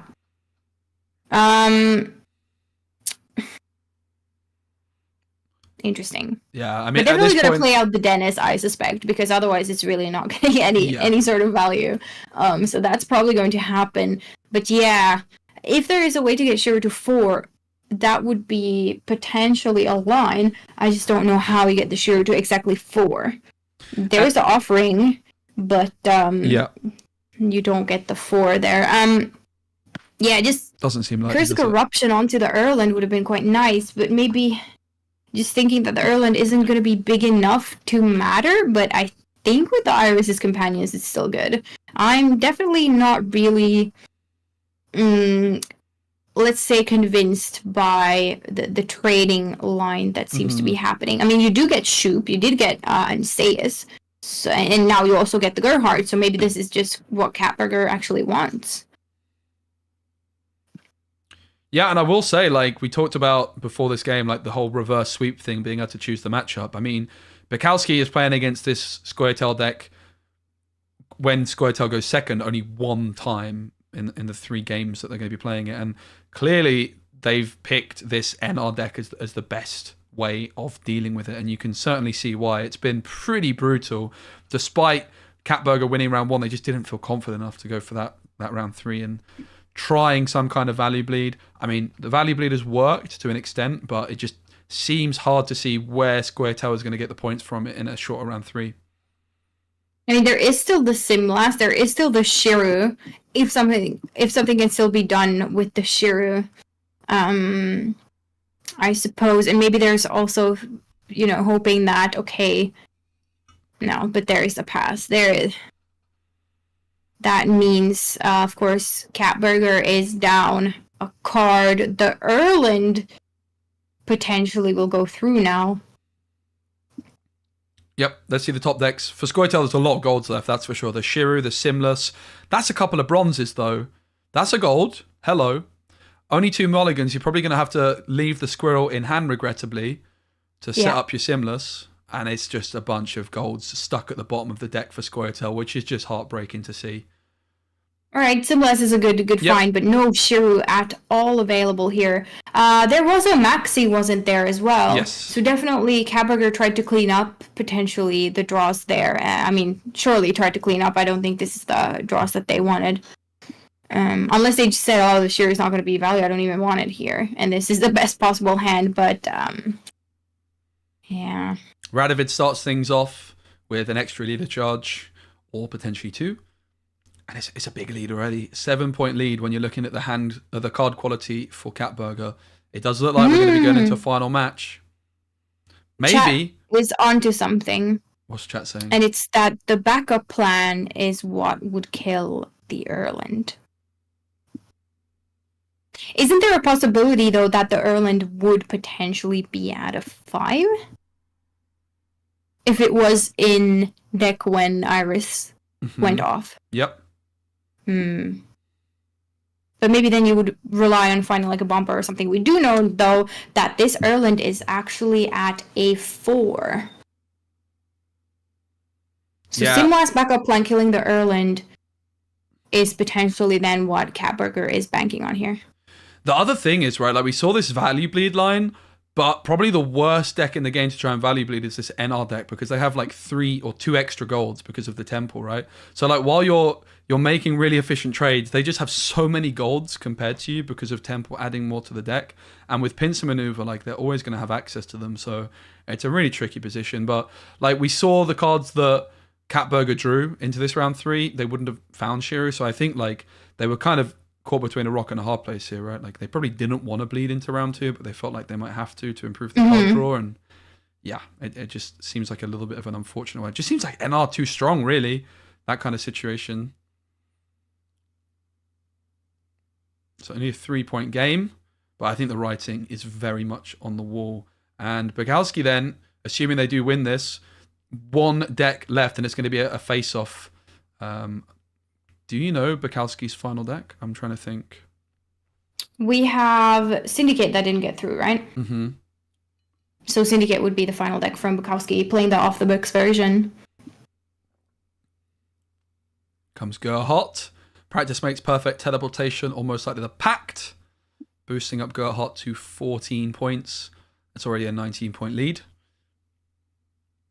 All right, here comes the squirrel then, as suspected before the backup plan. We'll see if that goes through, but yeah, Meave here going to do the boosting, meaning Erland going to a 5.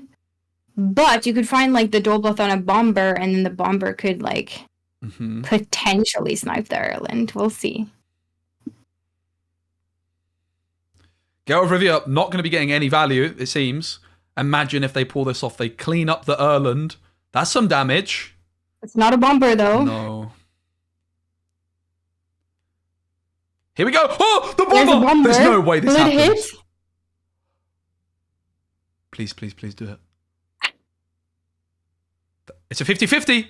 Oh my god! Oh, it happened. There's no way. There is no flipping way that just happened, Cceely. Insane. What? This was the plan all along. You know what? Catburger had us fooled. Catburger had us looking I need like to stand fools. up after that. I need to stretch. Oh. That was insane. That was such a... I mean, it's risky. It's so risky. If you don't get that bomber, if that bomber doesn't get the 50-50, it's ridiculous. I don't know that was... I mean, that was just... seemed to like... Lady Luck was smiling upon Catburger for this one. Let's just say that. That might have been the craziest game of Gwent I've ever seen.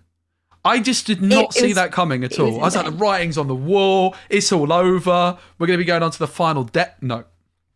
I mean, the backup plan into Erland is really freaking good. But when the Meave got played, that's when things got like, kind of like, no, you're not going to be able to pull it off. And then it's like, no, I get the bomber, I get the 50-50. What are the odds of even hitting bomber on that? Yeah, and then also hit... Yeah. Ugh. Wow. Well, with that, that does mean that Catburger or Gwent Test, I don't know the numbers, is going to be a Masters. Congratulations. But that's not all we're going to see from Cceely, because they are going to be playing up next in the winners or the losers bracket final, I should say. So a second opportunity for them to make it through to Gwent Masters. So that means we've got one player through from this weekend. Catburger, congratulations, into Gwent Masters in style. And then, we're going to be having one more player. And then the final two players for Gwent Masters will be decided next weekend. If you do want to watch that, it's going to be on Lionheart's channel. I believe he's also going to be doing similar to me and streaming on both Twitch and YouTube. So, wait, what's happened to your camera? What is going on? Oh, why do you look like that? That is strange. I think I accidentally opened end. Streamlabs. It is my end. I would have to like. It's like some kind of meme where you're about to say something I just ended up in like the sad. old times. I'm a black and white picture now. No, I think I accidentally clicked on Streamlabs and that used my camera. Then it got confused. I would have to like turn off my camera and put it on again. I don't know if that's good for you or not. But... I guess we're gonna take a short break anyway, so I guess we'll do that now. Okay. Okay, great. Chat. We'll try and update you. Do we have any idea now, black and white CD? I'm trying to check that. I'm going to try to check that. The ghost of my former self. I'm also going to try and get chat open for the next series. It's very difficult when you're doing OBS. You've got like 17 windows open, but I want to be able to see what chat's saying. Okay. I think we will have an update very soon, as I see Geo is about to inform us. And then perhaps I can check the mic stuff. I know that chat is complaining about my microphone. I have no idea why it's acting weird, and if it's a Discord thing, because this is the same mic I stream with. It seems fine. And I'm wondering if it's somehow not the output or something. I don't know. But it seems like good quality to you. Yeah, it seems fine to me, but again, I don't have a good history of these things, do I? So like if you maybe like a month or two ago, Cceely was streaming, she was like, everyone in chat was like, your mic sounds weird. I was like, don't worry about it, it's fine. It's fine. And then it turns out it was my camera and microphone. It is not my camera and microphone, it's the standard microphone that I use, and I don't know. I mean, it doesn't help if I hear it because I have no idea how to fix it. If it's on my end, it sounds like a blown speaker. But I'll try. All right. Well, I guess we'll take a short break, guys. So I'll let you know in the chat when we'll update you. Get an idea of when the next game is. All right, cool. See you soon. Bye. Bye.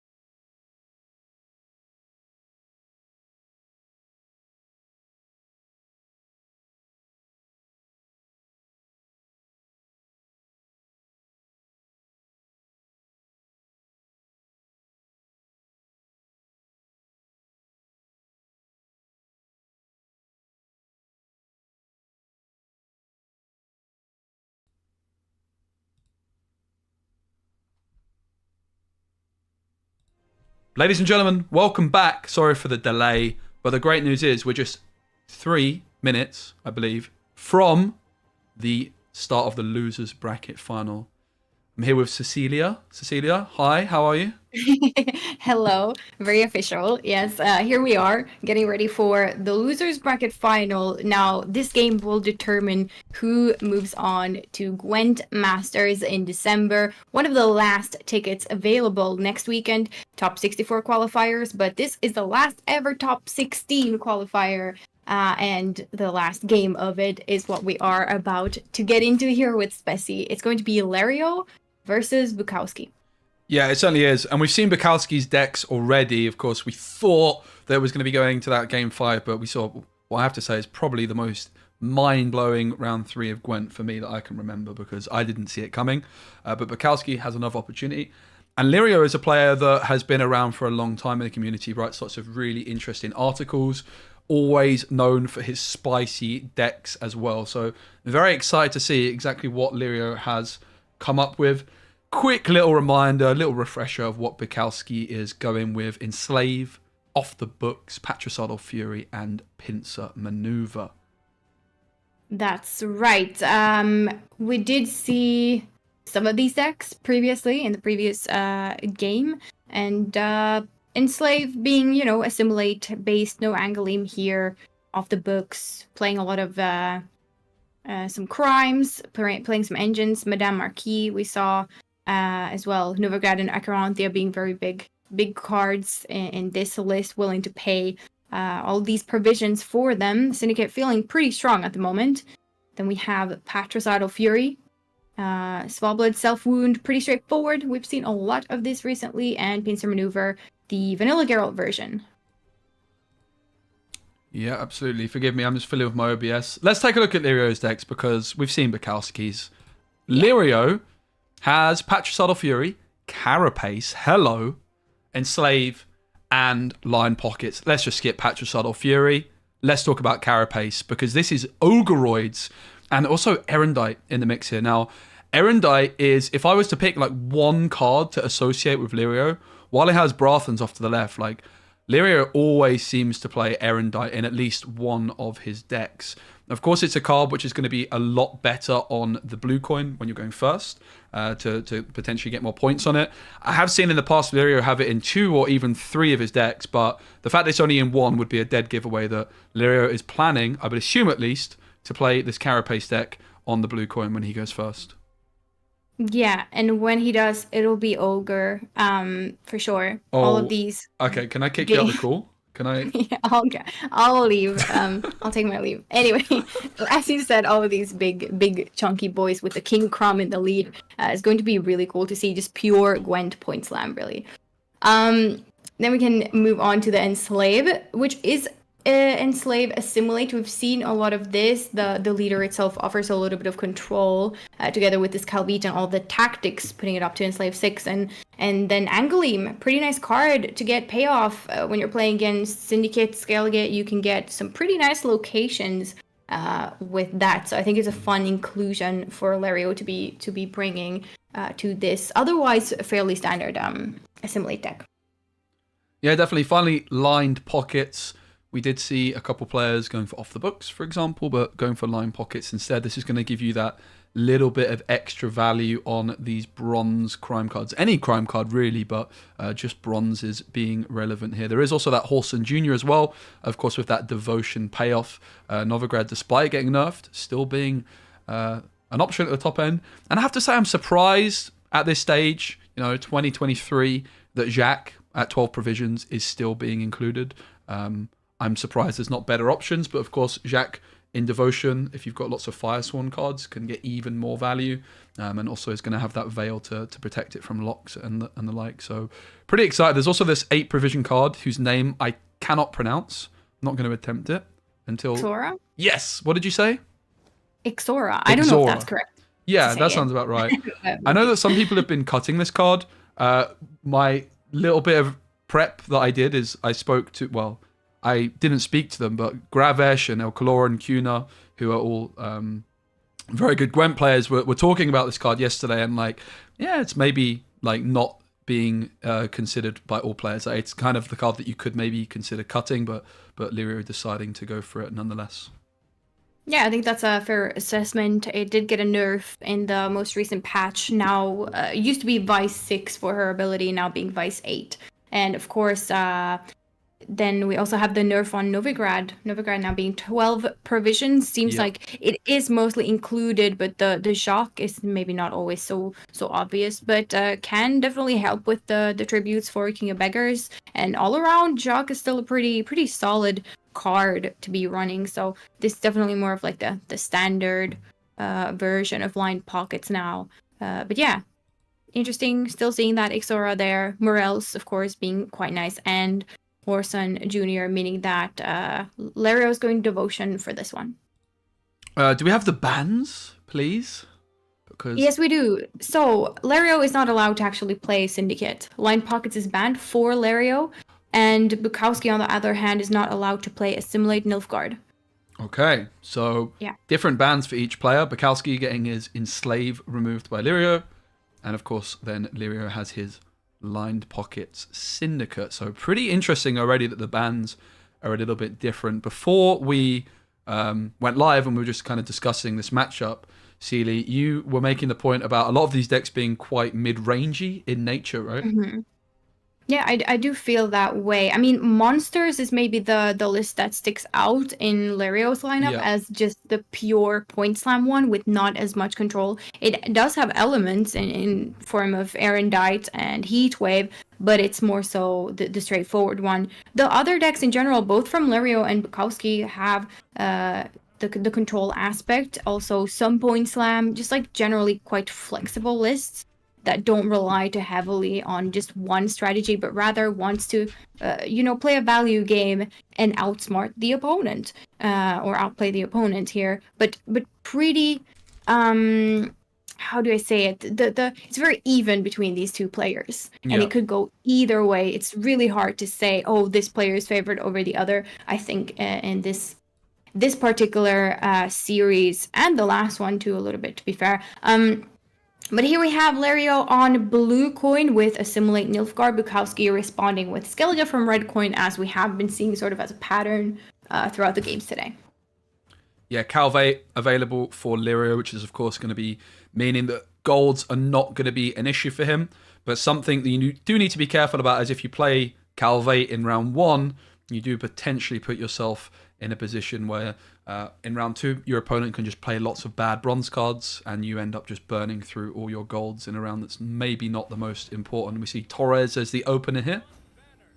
Holy moly. Yep, definitely nice for reach, knowing that there is no tall removal to come in here from Skellige, and just decides to play out this Torres for an impressive 17 points right off the bat there. Yeah, that is a lot of points.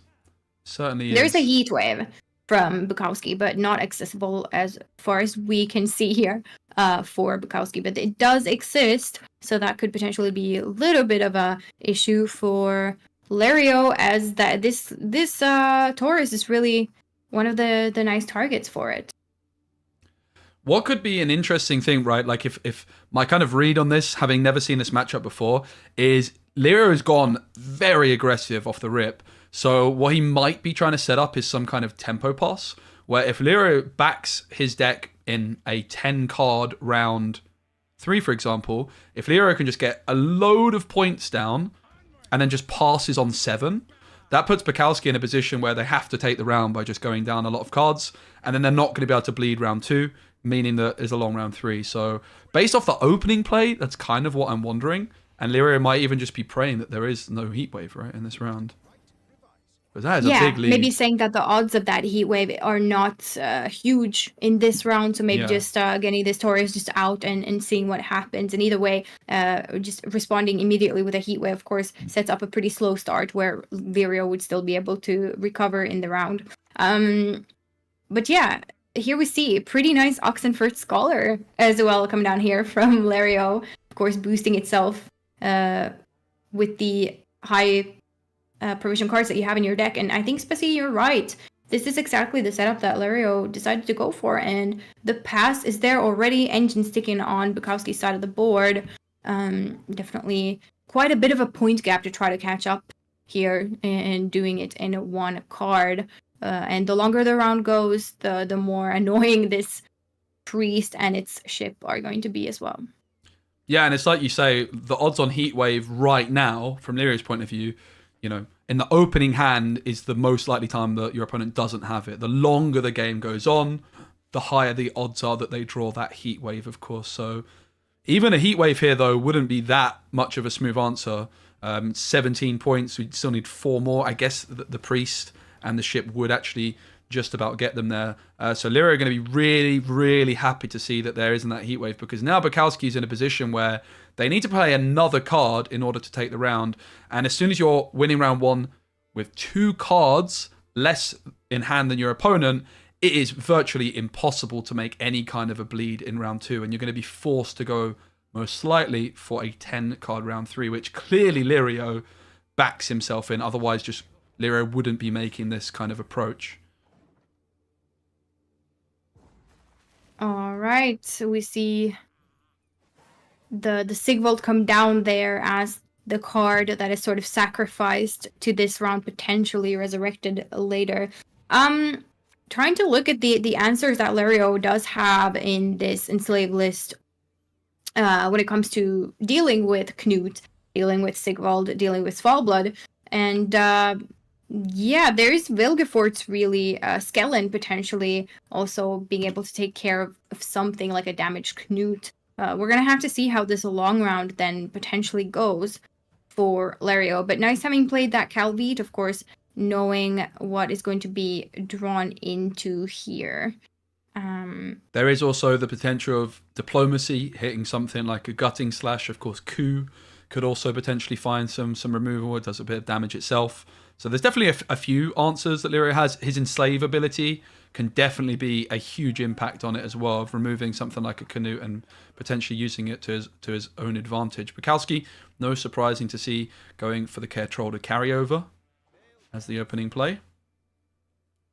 Lirio has to play something out here. We know that there is the Angolim as well, creating a Care Troll of Lario's own, which can be really nice and flexible to have as another removal tool even. So that's going to be very, very useful to have, and the Angolim inclusion really in this Skellige matchup proving to be quite worthy, and perhaps for that, or part of why Lirio also wanted this matchup, perhaps getting to play Enslave against Skellige. Wait. Angoulême lets you choose which artifact now? Mate, that is insane. You can create. Why are not more people playing this? This card seems ridiculously good. I'm really surprised it's the first time I've seen it. Angolim has been played quite a bit. It was, I think, mostly intended to be like a tech card in mirrors against cultists. But yeah. Yeah, and you also told me before the game started, off screen, that Angoulême now also boosts by 6, I believe, if your opponent doesn't have an artifact. So before that would be like the big issue. It's just got an insanely low floor. And okay, while that's not what you're looking for, the worst case scenario is suddenly a lot better. But it really just does seem like almost every deck is playing a pretty high value artifact of some kind at the moment. Yeah, it's more of a risky card perhaps on ladder, but definitely working, or being really nice in tournaments where, as you mentioned before, one of the aspects of Gwent is really trying to get those desirable matchups. So I think, again, this could be part of the reason why Lirio decided to queue this way, because Angolim is just exceptionally good in the Skellige matchup or the Novigrad matchup, for example, or Syndicate. Getting something like Novigrad could be really, really cool. So yeah, very, very nice Angolim value there for Lirio in this one. And here we are in round 3. Lirio now should have the optimal hand, considering that Calvite did come out. Bukowski, on the other hand, we are missing Svalbard, but there isn't a Necromancy, so definitely still tutable. Yeah. We have Shin Miri in the building as well, who tried to correct me and failed. Unlucky, mate. Yeah, it was not always create. You could get a random one. I remember when Angolim was like a thing in ball mirrors, and then that would be played somewhere. And I think that era was not create. She would summon. when Angoulême at one point, like last year or 2 years ago, was becoming very meta, a lot of people started putting a one-off Megascope into their decks as well to I just think it like was that, yeah. try and brick. Yeah, Yeah. as Shin said. Exactly. So we've got the 10 card round, which is clearly what Lirio wanted. Now, that doesn't mean that Lirio is like super confident that they're going to be winning this, but it just means that Lirio feels like this style of round, where of course with the Calvate you know exactly what you're going to be drawing, is going to be giving them a better opportunity.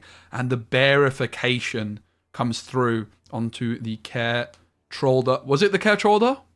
Yeah, it was a care troll that Lario created with Angoulême, and Bukowski essentially saying that order ability there potentially just being a little bit too good and wants to eliminate the few removal tools that Lario has. Because again, it's Skellen, which you don't really want to play unless you have developed assimilate engines. Oof, the value of this Artorias is amazing. With both of these engines now ticking. But yeah, on the other hand, Bukowski doesn't have that much removal and not set up now. Like, you can't just Knut and Bloodthirsted because that could get enslaved by Lario. But I guess maybe waiting until the board is wide and the Svalblood becomes an option. Yeah, currently a 17-point lead in favor of Lirio, but Lirio's also played an extra card, of course. Bukowski taking their time, thinking about this one, goes down for the totem. We've seen the totem being able to be used as an engine in combination with things like the Drakkar, and also setting Canute down to 5 power for its Berserk. And yes, Shin, winner of this is in Masters. This is the final game of the day. We saw Catburger beat Bukowski in what was truly an insane final round. Honestly, one of the most mental things I've seen. Yeah, definitely worth checking the VOD. Very smooth way of entering the group stage of Masters. Nice create here as well for Lario, yoinking one of these cultists or fanatics to make sure to negate a little bit of that Svalblood value. I do think Bukowski is setting up for the Svalblood, but a lot of engines that are kind of outside of removal range now, with having delayed setting up something like the Knut's combo as well. To be fair, the Dwim is kind of nice. If an order ability is used from the Carrot Trollda, then resetting that with Dwim does enable for another removal later. So now perhaps with the Svalblood, putting these units down so that some assimilate engines can be removed. Currently a 3-point game, but with all these fanatics on the board, probably going to be changing momentarily, and suddenly a 13-point lead in the other direction. A 16-point swing there. That's quite impressive. Yeah, having lowered the Artorias and the Brothens, quite nice. Aiming to delete one of those. I mean, I'm assuming Vilgefortz will take care of that Svalblood.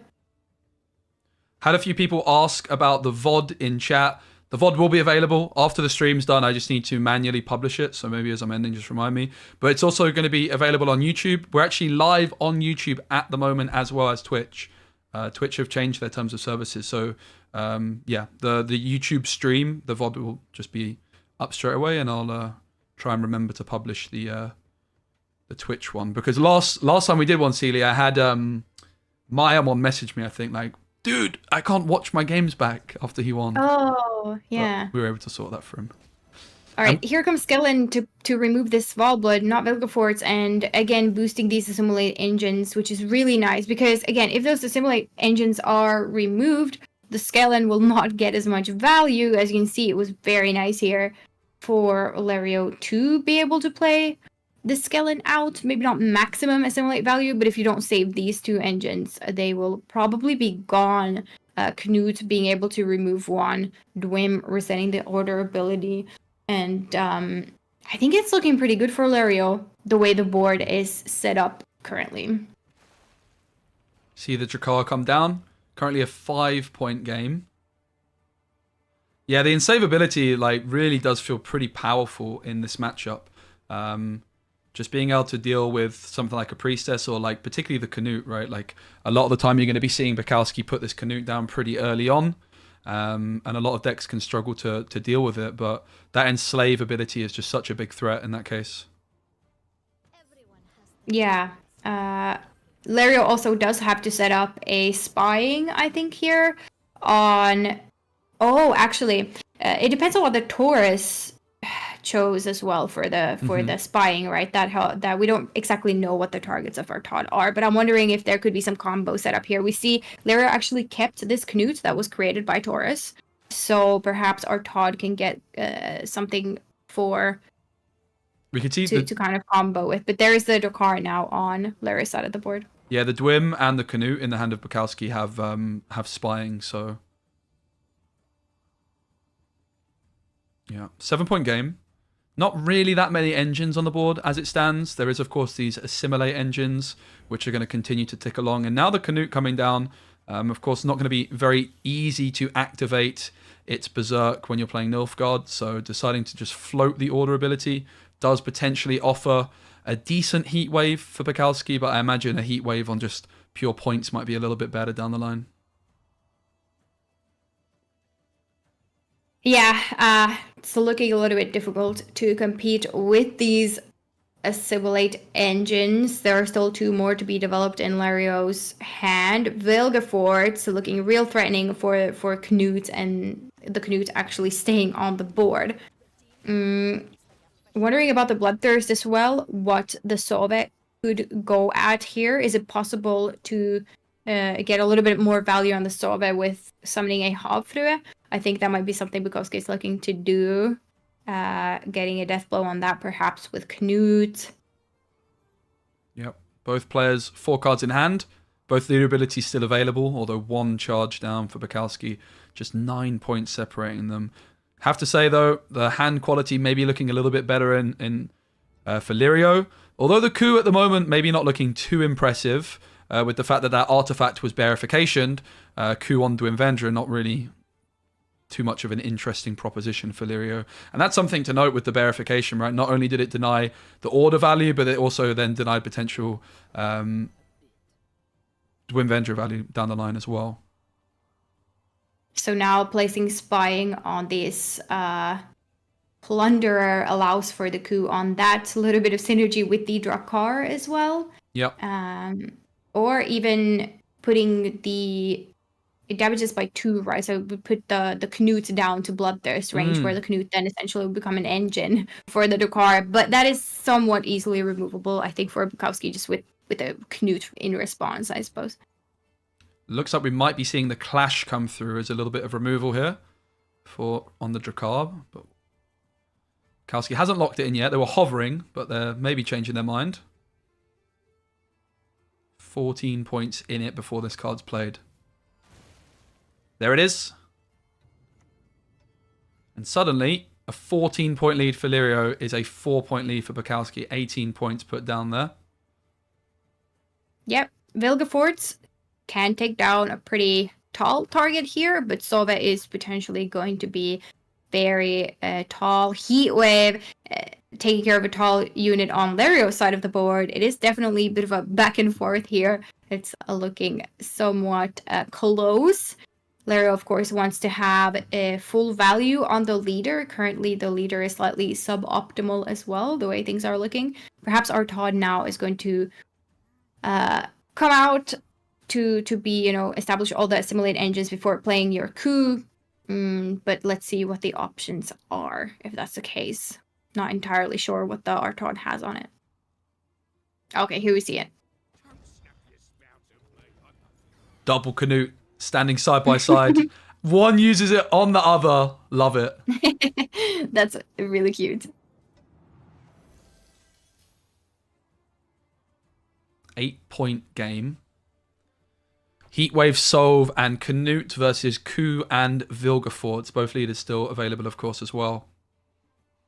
Yeah, I mean, Bukowski now would also get because of that Bloodthirst on the Knut, double leader charge, and Arnulf would allow for Sove to get the Havfrue or just an earlier Squirrel without having to put Arnulf on the board for that to potentially be Vilgefortz.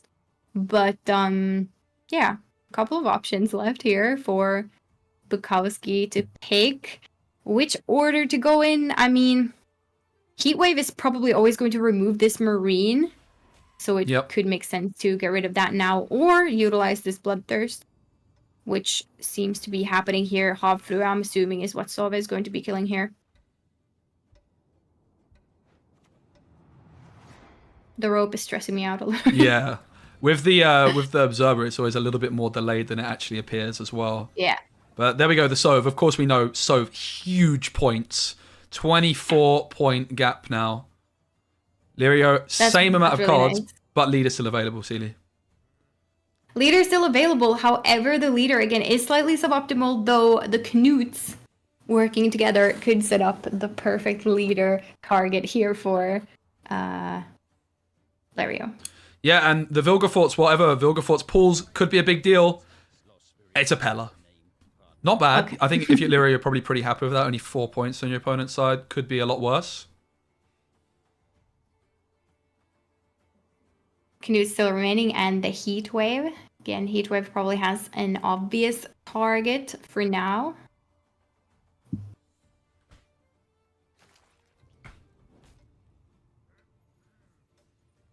That obvious target was eliminated now by Knut, number 2. Yeah, really nice to see those Knuts like just denying the Heatwave value on the other side. Really cool. It's looking pretty also good for Bukowski, though. Yeah. Setting up the leader here as well for Lirio, but not taking it. The Arnulf now at that 6 power range. Pretty nice value, but leader has yet to be used. Let's see. Ku is available. Sorry, 1 second. Be right back. My apologies.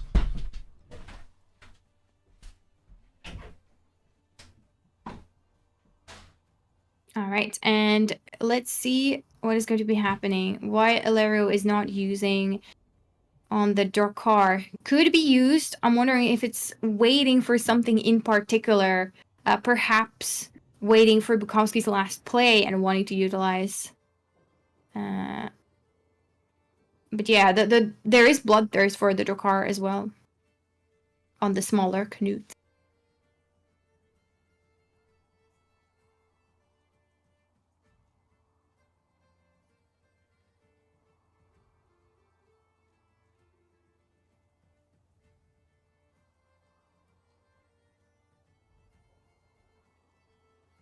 Could use that last leader charge to, or the Knut to have set up another Knut. There's a lot of Knut action happening here. Then we have this coup. I'm trying to think of where the coup actually will fall. Again, Speci mentioned the Dwym kind of being denied. Dwym looking like a pretty nice target for the coup specifically. Let's see here. Definitely very calculated. And here, full leader value. Very nice points. This last Knut wasn't clicked. I don't know if it was going to net positive points or not. Oh my goodness. Yeah, that is a close one. Holy. That's insane. I am wondering about not pressing that Knut, as was mentioned in chat, the small one on the Drakkar. Because there was a Bloodthirst effect that was active as well for Lirio. Would have been able to get +2 on the Drakkar. What a fascinating game. I mean, this was really fine margins. Of course, it's only 1 single point. Of course it was. But a 10-card round going down to just a single point is pretty much as close a game as you could really ask for. That is mental. Yeah. Bukowski comes out on top. Lirio, I'm sure there was something they could have done. Chat. Yeah, people really think that Lirio threw with the lack of Knut order usage.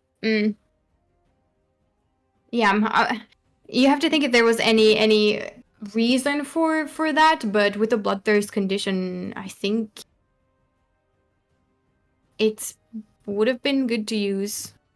But yeah. Also, Shinmiri was suggesting in the chat that Bukowski is NA, but I can see a Chinese flag under his name, so I think Shinmiri is just trying to take credit for his continent when it's not. Unlucky. Poor Shinmiri. To be fair, it could be someone maybe living in NA. True.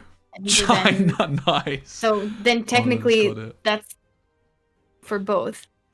You're representing both NA and your home. That's country. very true. Absolutely. Yeah, I have not heard of. Well, actually, we casted Bukowski before, but they're, to my knowledge, like a newer player. They've not been around for that long. Always thought he was some hidden American unicorn. I have no idea what that means, Shinmiri. Do you know what that means? I have no clue, but neither of us are American, so perhaps we don't know the mysteries of NA. All right, we've got Syndicate with the off the books versus Skellige going second. We've seen Skellige going second be very powerful in that last game, despite Lirio doing what was pretty much a masterful opening round one with that tempo pass. Still didn't quite work out for them. But we'll see if Bukowski maybe operates some kind of similar line with Syndicate. I would imagine it's less likely. We've seen the Bare Knuckle Brawler have quite a lot of success as the first card played down here, but that's not going to be an option for Bukowski. Yeah, the version that Bukowski plays is very good for the Madame, especially. Not a lot of bricks happening. Also, we did see the plan fail for Bukowski when Akaranthia was just not found in the game where Bukowski got 2-0'd with this deck, but won't be having that issue this time around. I think it was exactly this setup, wasn't it? Skellige playing quite aggressively against Syndicate on blue coin, winning the round and then pushing and 2-0ing. So kind of the same setup here, but I would say the hand quality is better now for Bukowski. Eventide Plunder offers a spender. The Street Urchins. I say this every single broadcast, but did you know, chat, that I pitched the idea of this card? Great times. Right on this very stream. I was playing Line Pockets, and I had to put Sea Jackals in my deck, and it was really, really infuriating me. Admittedly, I didn't specify specifically the 4 cost part of it, but I did pitch the idea. I was like, Eventide Plunder, useless card. I don't even remember what it used to do. Something, I think if you had like an artifact, you profited or something. Yeah, it was very different. The new Eventide Plunder is definitely more multi-purpose. But now, like, I mean, based off the fact that it's being played in off the books, I think you could probably make a strong argument to say it's perhaps slightly too strong, right? It's the kind of card that should be played in Line Pockets because of the passive, but as soon as it's showing up in other Syndicate decks, maybe it's like, I mean, it's just clearly a very, very good card by that case. Like, the flexibility is worth it over something like, say, a Sea Jackal. Oh, that's fair. It's interesting here with Bukowski's Shady Vendor here. The options that Bukowski is seeing now would perhaps be what they wanted to see in the previous game against Catburger, finding this the card that draws something and then puts it back into the deck that was just now played. Could have, you could have drawn an Akaranthia against Catburger. Makes me think of that. But some nice options still. A lot of the time, Open Sesame is a great option to choose. It's usually fairly... the odds are good of you actually getting it, and that helps with the carryover, as they now are in the graveyard with their cooldowns and keep on ticking. Of course, over profiting is something that can happen with this particular deck a little bit, and surely Bukowski picked the option that was best suited for the situation. But so far, kind of smooth sailing here. Lario is responding. Meanwhile, Bukowski is setting the tone of the game. Also, Tiger's Eye has yet to be clicked, getting nice extra value here on the spender. Whenever that spends 0 coins. Yeah. Gets a little bit of an extra boost there. Yeah, exactly as you point out. I was wondering if they were going to do that, just using the Street Urchin to get to an even number, meaning that this fee does set them to 0 and getting a little bit of extra value. But yeah, it's quite scary going quite so tall. Of course, it's open lists. Lirio does have that Aneromancy if there's like, I'm not sure if there is a Spores or a Heatwave, but that would be a big threat. Fusion Furious has asked, what does Eventide Plunder do? It creates a 4 provision spender. Yeah. And there is a Heatwave access through an Aeromancy. So that threat definitely exists. Maybe putting something next to it would be good. Squirrel getting some decent value here, assuming it's taking care of open sesame from the graveyard there. It's starting to get maybe a little bit committal now for Bukowski, with Acrobranthia, Exora, and Candle being cards that are left. We did see Bukowski resort to playing the Madame earlier in round 1 because it was so aggressive, but that's certainly not what Lario is pushing with here. But the longer the round goes, the more it actually opens up the line for something like Svalbard again, and I don't think Bukowski wants anything to do with that. So we do see the pass here, which makes sense because the longer the round goes, the more point swingy Skellige becomes, and it can be really hard to get out after that. Yeah, absolutely. Obviously not ideal to be passing with 5 coins in the bank. Perhaps would have been wise to have just gone down to an even number, because there would just be 1 extra point on the board, and that 1 coin is just not carrying over. As 5, whether you have 4 coins or 5 coins, it's just 2 coin carryover. It gets halved and rounded down. Lirio does need 8 points to take it. No engines on the board as it stands. It's not that easy to do. Not that easy to do, no. Oneiromancy does give a few options, but decides to go Totem here. Yes, expensive. Indicating probably that Lario might bleed into round 2, trying to get that Acheronthia out. I think it's a little bit too scary dealing with Syndicate in a long round, considering the kind of limited options of removal that Skellige still has. There is the Azar and the Acheronthia, and perhaps you would like to split that up a little bit. Yeah, it's a really good observation. Like preserving Azar. the Anero definitely does suggest that they're wanting to use that Anero this round. And the other thing that's worth noting is I did mention how after they clicked Tiger's Eye, they went up to 5 coins, and then they ended up passing the next turn. If they went down to 4 coins, that totem wouldn't have actually gotten Lirio there, because it was only by 1 point the totem got there. So definitely having an impact on this game. Lirio would have been forced to have gone for something slightly different than the totem. Or perhaps totem plus a leader charge, maybe? But then, of course, the heat wave would have looked even better, and maybe Lario would have resorted to something like that in response. Yep. So it's, definitely hard to say. As you pointed out before, that heat wave potentially would be like a really good answer for the mega urchins that was going on there on Bukowski's side of the board. And then it's a little bit difficult to recover. Like, I feel like Syndicate still has a little bit of the issue of blue coin can kind of sometimes backfire if you don't have the correct setup. But here comes the Care Troll there. First off, kind of nice card to find here for Lario. And we do see this ship getting cleaned up, I would wager. Not going to want to let that stick around, but in fact, no. Just leaving the ship exactly where it is and prioritizing instead the engines, which makes a lot of sense, in fact, because you're getting 2 engines here. Instead of just removing 1 engine, you're putting 2 down yourself. And also, Bukowski can probably expect Lario to go pretty hard into this round to get that Acheronthia out. So I think it's nice to start off with developing those engines, just like you said. In fact, with Madame Serenity as well, every time your opponent plays a card, getting 3 engines at once. So removing this engine was, minus 1 engine for your opponent, but instead by playing 3, you're up 2 engines. So it just worked out and just made a lot more sense. Like, you're just prioritizing, the net engine gain, basically, by playing this card. The armor protection as well, denying the ship a little bit. Nice. Here comes the sandwich, the Syndicate sandwich, as we saw in round 1 as well. Perhaps not wanting to boost this Peach too much, because she will be, of course, taking as long as there's coin in the bank.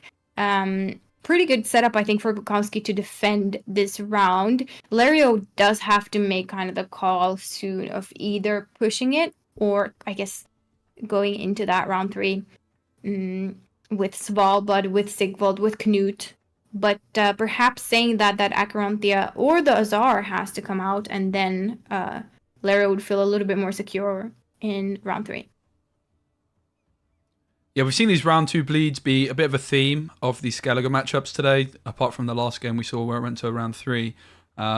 And it really is just like a balancing act, right? Like, at some point, the Syndicate players the Skellige players might smell blood and go for the 2-0. But usually, I think it's fair to assume they're just going to be trying to get a lot of value and then a short round with Sov, for example. Yeah, Knut. That's usually what you would prefer, definitely. Nice Knut here on the immune all geared. Gets to remove the spender completely from Bukowski. We do see Drill still there, but in order to get that Vice for Ixora, some kind of spending has to happen on Syndicate side of the board. So ideally, something would stick here, and there is the Drill getting rid of that boat bit by bit.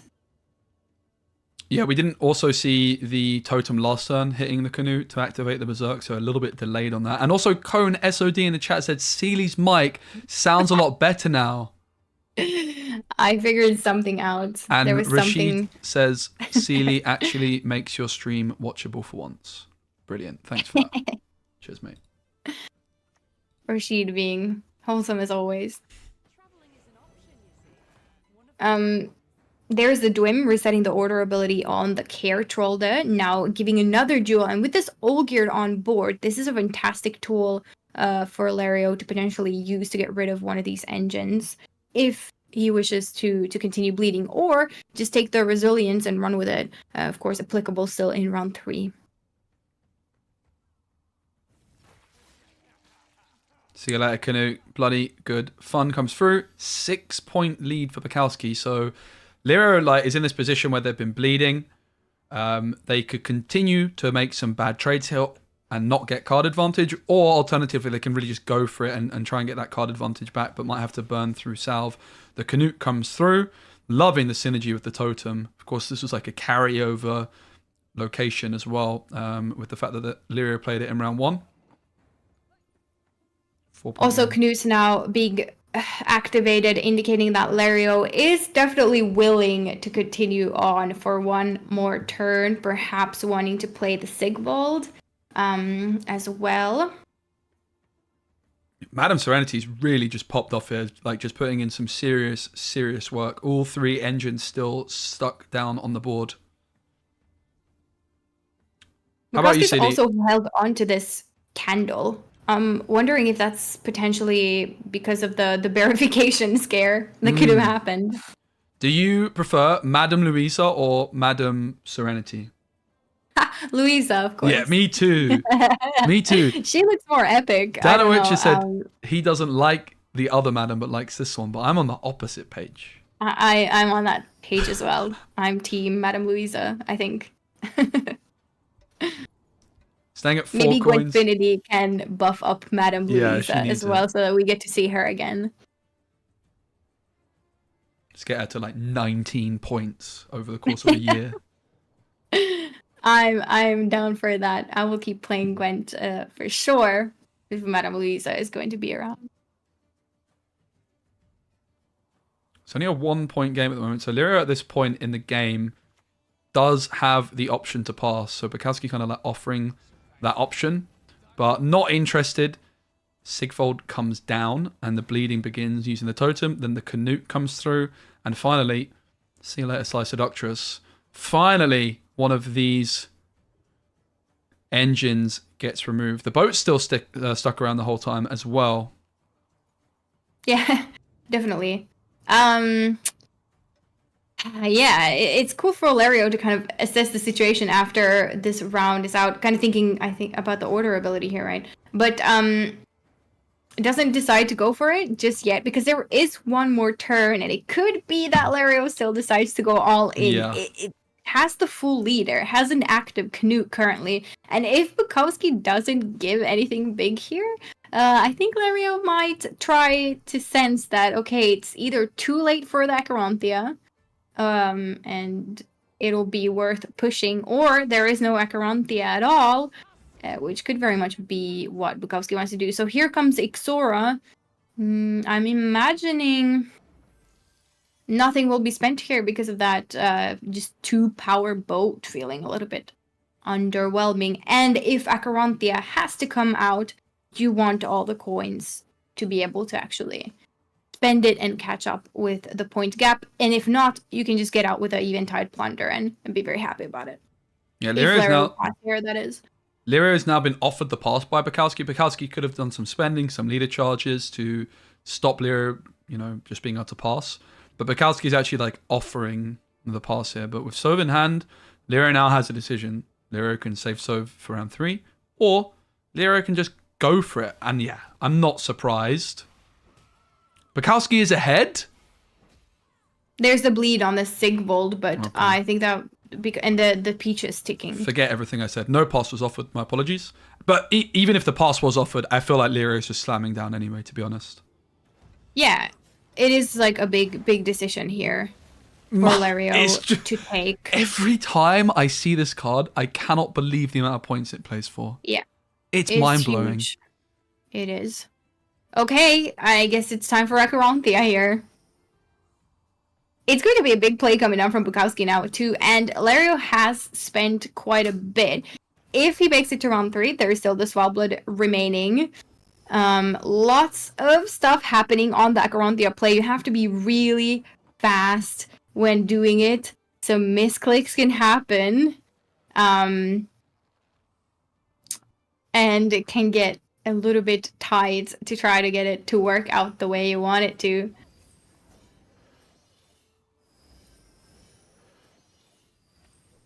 Bunch of leader charges gone. Yeah. Novigrad found. But that is such a slow card here. Let's see. Still leader charges remaining though. The Sly Seductress, the peach rather, isn't going to tick because there's no coins in the bank. Wow. Even with the off the books ability. And Lirio takes it. That was really close. Turn. That was really close. I think something went wrong there with the Acheronthia turn. Yes. Unfortunately for Bukowski, but that was I think there was a way to get out there. Yeah, I think so too. It's been really, really interesting. The start of this series, both players playing amazingly, but just maybe like those little bits of, the rope, the time pressure perhaps being a factor in this one particularly. We saw Lirio in the first game losing by a point, and chat seems to be pretty confident that there was maybe some misplays there, or one misplay of not clicking the Canute. And in this case, definitely seemed like the rope got the better of Bukowski there, and as a result, it didn't go to those top decks. If Bukowski was able to get through that, maybe even with some coins in the bank, that could have been some coin carryover for Syndicate, maybe giving them the edge. But it's 1-1 in the series. Yeah, I was going to say there, like, if there was anything, Novigrad does have profit on deploy, but whether that profit was enough, it maybe wanted it to be something else. Yeah. There that could have saved Bukowski over the Novigrad. Yeah, Novigrad probably was one of the worst cards. It could have been a great card though, right? As like a carryover card, but it just wasn't enough quite by a point in the end there. Yeah. No, Acheronthia is difficult because you have to pre-plan it. You have to pre-plan it ahead, know exactly what you're going to click and when. There's the over-profiting aspect to Syndicate in general. I find it is a very complicated card whenever I've played Acheronthia in preparation for these decks. It is not my favorite thing to do because it feels like, in theory, it is a very strong deck. In practice, it is very difficult to maximize point value in Syndicate. And it is why it remains one of the hardest factions to play in Gwent. Absolutely. Yeah. I mean, I must confess as well of like the Acheronthia card. It's not a card I've got my hands on myself yet, and I'm just kind of like, what's exactly happening here? I just know that it's good, and it takes a long time to go through. Even when I'm playing it, I'm like, I have it in my head. Okay, this is how I'm going to do it. This is what I'm going to play. This is the turn. And I still take a couple of seconds to decide. And then I end up roping and I misclick something I don't spend, or I overprofit. I find it really difficult to do like a perfect Acheronthia turn. It just doesn't happen. Mm-hmm. So I'm like, what is happening when I'm playing it? So kudos to players managing all of these things at once. All right, so if you're just joining us, it's 1-1 in the series. We've got Bukowski versus Lirio. Quick little refresher of the decks. We've got Enslave off the books, Patricidal Fury and Pincer Maneuver from Bukowski. We did just see which have we seen in action? We've seen the Enslave in action, I believe. 1 point game it was, wasn't Yes. it? And then we saw just now the Syndicate list versus Cactus Auto Fury from Lario having gone through now. Meaning Lario can play Carapace potentially from Blue Coin, the Aerondites Point Slammy deck, or then there is possibility of Enslave already went through, or Skellige from Blue Coin. Those are the options, as Lined Pockets has been banned for Lario. Bukowski, on the other hand, can play Enslave or Off the Books. I think it's time for some monsters. Through, right? Yeah, we called it before the start. Like the Aerondite would, as a one-of card, and not in any of the other decks, would suggest that this is a deck that Lario wants to play on the Blue Coin, and now has an opportunity to do so. Yeah, I mean, I do think this type of Augurize is somewhat flexible because the plays you're making are so big that it's fairly reasonable to expect that you can overpower your opponent and then still grow the Aerondite, but it's a lot easier from Blue Coin. So I'm with you on that one. I think we're gonna see some monster action from Blue Coin, perhaps. Yeah, let's actually just take a little bit of a deeper look at this deck. So it's a Carapace deck using a bunch of Ogre cards like King Crumb, but there's also some classics in there like the Ozerul, the Goliath, who's now a little bit more chunky. There's that Ice Giant synergy, as well as this new Enraged Cyclops as well. So this is the deck that I'm most excited to see, simply because it's the most unique, compared to the other decks. Quite similar to how I was excited to see the Shiru deck. But I like this deck a lot. Yeah, it's a cool one. But Lario surprises us. I know nothing. I talked about how, Lario's got Aerondite in one deck. This is definitely his Blue Coin deck. This is his second Blue Coin, and he's literally not played the deck I call being his Blue Coin. He's played every other deck apart from the one I expected. This is his second Blue Coin, and perhaps, there will be more, but maybe there's just a special matchup that you do want to get, or that you think you're favored. And perhaps Lario is setting up for that in particular, rather wants to play Nilfgaard versus Syndicate, if that is what was expected. You never know. There is potential for smorking in Augurides and getting ahead with the Aerondite. I think it depends so much on what you're playing against. A lot as well, meaning that because of the Aerondite and just developing it, you could go Blue Coin and really have control of the game essentially. So I think it's not really set that you always want to play the Smorky list from Red Coin. It can be fine from Red Coin, but sometimes you also want to develop the Aerondite, of course. But different matchups potentially require different strategies as well. Yeah, saying that Blue Coin is better for Nilfgaard even. It's really brave from Lario to have an Aerondite in his deck and still want to go second with the deck, but it's something I've seen from him quite a lot, certainly more than any other player. He's always liked this card, and I've always been surprised by how willing he is to play it on the Red Coin. Yeah, I think Lario also played this deck before. The previous qualifiers, I think Lario brought the Carapace deck specifically, I'm fairly certain. And it does seem, by the looks of how Lario is playing in general, has very set ways of Taurus goes here again as an opening play to kind of set the tone for the round immediately. No poisons in these types of syndicates that you actually have to worry about. So, free to take this big Taurus here in the beginning. Yeah, I was going to say the exact same. Making this kind of play against Syndicate on a ladder, where you don't know what their deck is. You can certainly, if you go back a year or two ago, you can expect a swift poison. But in this case, in an open list, the threat is not there. Yeah.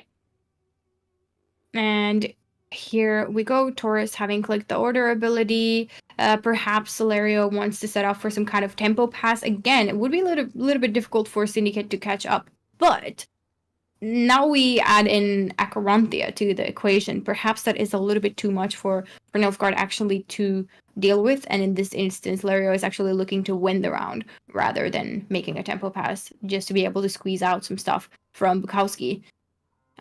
Which is a risk when you're playing Assimilate yourself, because Nilfgaard Assimilate does not mind the long round either. But lots to deal with from Syndicate if Lario were to take that long round. Guys, I don't mean to cause alarm, but there is a 9-point Oxenfurt Scholar on the board. What? Pretty good card for this deck. Wait, we might hear the in voice particular. line. We didn't. Rip. It's the Savvy Huckster. That was the name that we were looking for earlier. There it is. So very nice for this last top 16 qualifier too. That we'll be casting to have this one. Yeah, the tempo pass is coming, Cceely. Like the Calvate plus click is like the tempo pass, or at least Lirio's saying to Bukowski like, "I'm tempo passing on you, so watch out, son." It's a huge gap, and it's something that Lirio is implementing really, really well. Bane, I said it earlier. I'm not a performing monkey. What do you think this is? No, I think you're right. The flipping of the token maybe seals the deal here, and potentially requires Bukowski to play a threat that would be relevant in round 3. And there we go. There is the quick pass. And in order to make up these points, having to spend a couple of bronzes here, but it looks fairly doable, and we will be looking at a long round 3. Yeah, most likely. I mean,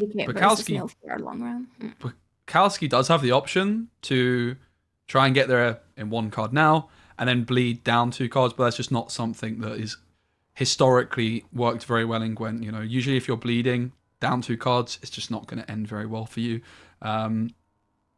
So yeah, Lirio just really utilizing this tempo pass as a way of ensuring a long round 3, as that's where he feels his Nilfgaard deck has the best opportunities.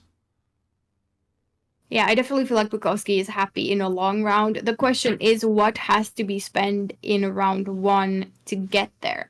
Yeah. If you need to spend one of your sort of pools here, then you would be a little bit sad, but nice coin spending. Has to make sure those open sesames are also set up in the graveyard and not for everything to come out either. But yeah. Shady Vendor. I really love the line from create Lirio. another open sesame. I really love it. The other thing that Syndicate really wants to do is, even if, you know, they're going to be passing round 2, they want to be able to play something which puts some coins in their bank because of the way coin carryover works. Because right now, Syndicate is going into round 3 with 0 coins in the bank. Yeah. Bukowski has managed to preserve all of the resources for potentially round 3, which is very nice. Meanwhile, Lario has played Cal Beats, being able to play this Novigrad perhaps from Mangalim, taking it to round 3, which is quite fun. Assimilate is going to be nice, with Lario actually having coins to spend this time around. I'm assuming we're looking at Novigrad here. Also triggering Assimilate with its order ability. Very nice. Angoulême is such an insane card. I can't believe I've not seen more of this, honestly. I can't believe Especially you can choose the matchups. artifact now. That's so powerful. And when we were talking about sort of the queuing that happened, again, this Angoulême is just so good in this matchup that perhaps this becomes then another reason for Lario to really queue the Assimilate on blue coin, because just utilizing this carryover is quite nice for this deck. And typically the issue of playing Assimilate against Syndicate is that the creates are never that good for Nilfgaard. But that kind of changes with this Angoulême included in the deck. So it's actually like has a really, really, really big impact in this game. Definitely. Lario also gets to go first into this round, setting up an engine perhaps. So that is also quite a nice position to be in. But looks very even in terms of what the players have drawn. Yeah, Lirio, of course, with that Calvate, like guaranteed access, but Bukowski, on the other hand, has actually just drawn pretty reasonably well, it seems like. As you mentioned, Lirio being able to go first can potentially set up some kind of engine. But if you just look in the hand, right, seeing the Novigrad in Bukowski's hand, Bukowski would have loved to have just played this on a round 2 dry pass, right? Or not even a dry pass, just round 2, and then pass later on and not commit to the round. But the fact that Lirio's tempo pass on round 1 forced Bukowski to go all the way down to 4 cards meaning there was no cards available to play for Bukowski in round 2, is just really, really impressive from Lirio. Yeah, I like that. It looks quite smooth. Now, Bukowski does have a lot of options to catch up. Clearly, Lario gets the head start here with setting up the engines, but I think a card like Ixora can be really scary here in terms of removing engines, especially if she's hiding behind an Azar. Those tokens are a little bit... Lario can get through them, but it might take a while. Yeah, particularly with Conjurer's Candle. Candle plus Azar can be a really, really dirty combo. Stefan Skellen, Tourney Joust, as Danowitcher pointed out. Lirio deciding to keep hold of this Tourney Joust. There was 2 mulligans still available. You expect to see the Mage Torturer staying to set up the Terra Nova, but certainly the Tourney Joust could have been replaced for a higher provision card of some sort.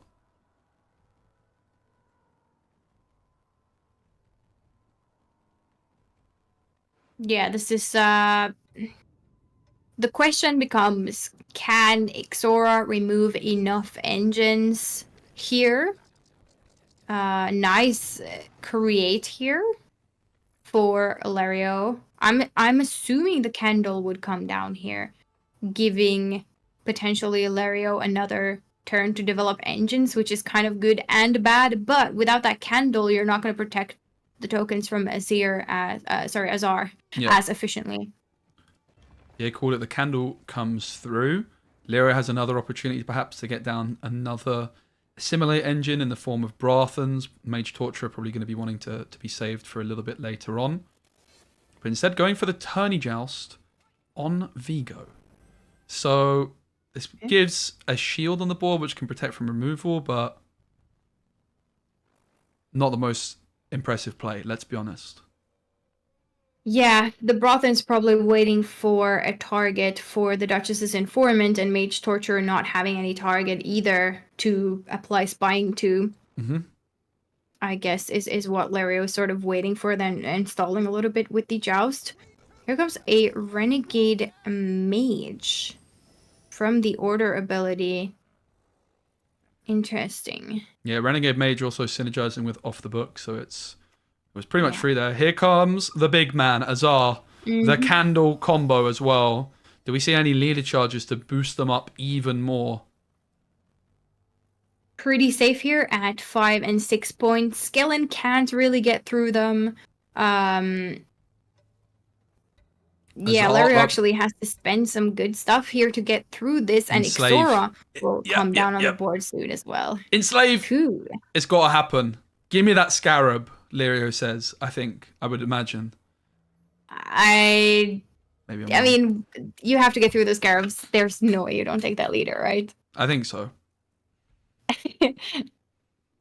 Getting a defender for yourself to protect your stuff a little bit from Tunnel Drill could also be nice. Yeah, leader charges might have, been nice to spend for at least one leader charge. Ooh, okay, we see this, Stefan. One of these is uneven, so it's more of an efficient. And the leader for the other one. Boom. Yeah. That was a smooth operation from Lirio. Yeah. Very nice. Yeah. More protection perhaps needed on these Scarabs. Yep. And at least making sure they're not in leader range. Of course, then they end up in like Vilgefort's range, but then at least you're dealing with one Scarab being gone rather than 2. But perhaps the coins needed to be saved for something else. Seems risky though. Yeah, Shane reckons there was like some points lost in the sequencing. I was also surprised to see that gone for, but I didn't do the maths on which was optimal. I was expecting in the previous turn Lirio to just seize the 5-point Scarab and then remove the 6 power one, but they decided to go about it in a different way. Kind of a 20-point lead in favor of Lirio, but Bukowski does have still full leader available. Lirio does also have 7 coins in the bank. Not an easy way of spending those just yet, but of course with like Brathens, Terra Nova to come through, hopefully they can get some more spenders. Yeah, I think actually Lyrio's in save 6, if memory serves. Which I was also thinking it was in save 5. Let's double check that. Thanks. Huge lead now for Lirio. I was going to say how many points, but I was worried I was going to get it wrong, so I didn't. It's 35. This is looking very good for Lirio in general. Just the way you have Assimilate engines now set up, the Scarabs have been dealt with.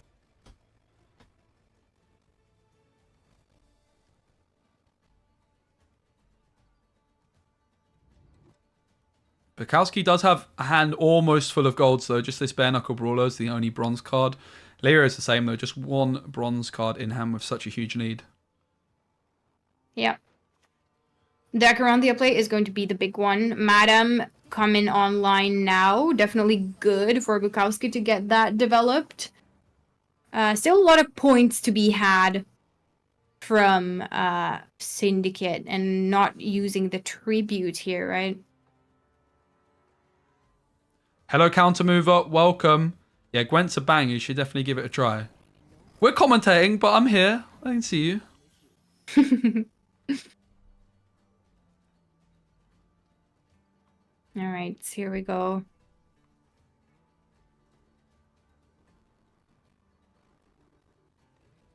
Morels can get rid of something here. The full bank is quite nice for Lirio to have at this stage. Quite a nice create there for Lirio. Little synergy going on. Didn't find a spender though, I suppose, from the Novigrad. Ku still doing something though. Could potentially copy a spender, Bare Knuckle Brawler, if that was needed for some coin spending on Lirio's side. Both players really taking their time, as you would expect, with the stakes being so high. And here does come the card that blows my mind, and it was played at the end of the turn, which I don't think is wise. There's the Vilgefortz looking real good right now here for Lirio to take. Yeah, it's just a 15-point game as it stands in favour of Lirio. Both with 8 in the bank. I feel like the ship's got to go, right? The ship's got to go. Yeah, I don't think you can leave the ship online, otherwise it'll do a little bit too much damage. I'm wondering... What are you wondering? I'm wondering the ship, like, placing it on the board, whether that was to, like, maybe not, like, get a Vilgefortz and saying that it can stay for a turn, but no. Here is the Morels just taking care of it. You could boost with the candle, but then it falls more into Vilgefortz range, and there was the Morels all along. So, Acherontia not doing what Acherontia is supposed to be doing in this game, definitely. Yeah, and we saw Bukowski like play it right at the end of the rope timer, right? And there just wasn't time to utilize it full. So we're definitely seeing a big skill ceiling with this card in terms of just managing the rope, I think. Yeah, it is difficult, especially when it's this intense at the end of it, and then perhaps the rope runs out and you have to say, okay, fine, I'm playing something. Nice Morels, however, here coming down point gap, not that big. KOB has entered the board as well. Drill. Very tight. It's very tight, isn't it? Like, it's suddenly gone a lot closer. Terra Nova, Ku, Vilgefortz versus the Bare Knuckle Brawler is standing out like a sore thumb, though. That is one thing. But Bukowski has the leader still all there. Lirio has 3 coins in the bank currently with no way of spending them on the board. But, yeah, let's see what this Royal Decree actually could find here. Yeah, that's a good point, I'm thinking what there is that hasn't been found yet. I think, honestly, maybe there's another shady vendor left. Could be that we're looking at that from Decree. Most of the big cards we've seen from Syndicate.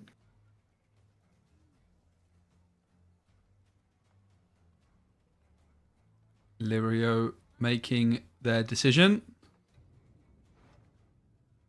And it looks like it's the Terra Nova, Serenity an option, Morelsi an option. Goes for Madame Serenity, gets the Sly Seductress down, and triggers all that Assimilate. Definitely nice preparation, a nice setup having been established by Lario here. Really nicely utilizing these creates from Taurus. Quite cool to see. Nilfgaard doing Nilfgaard things, exactly. That is what we're seeing.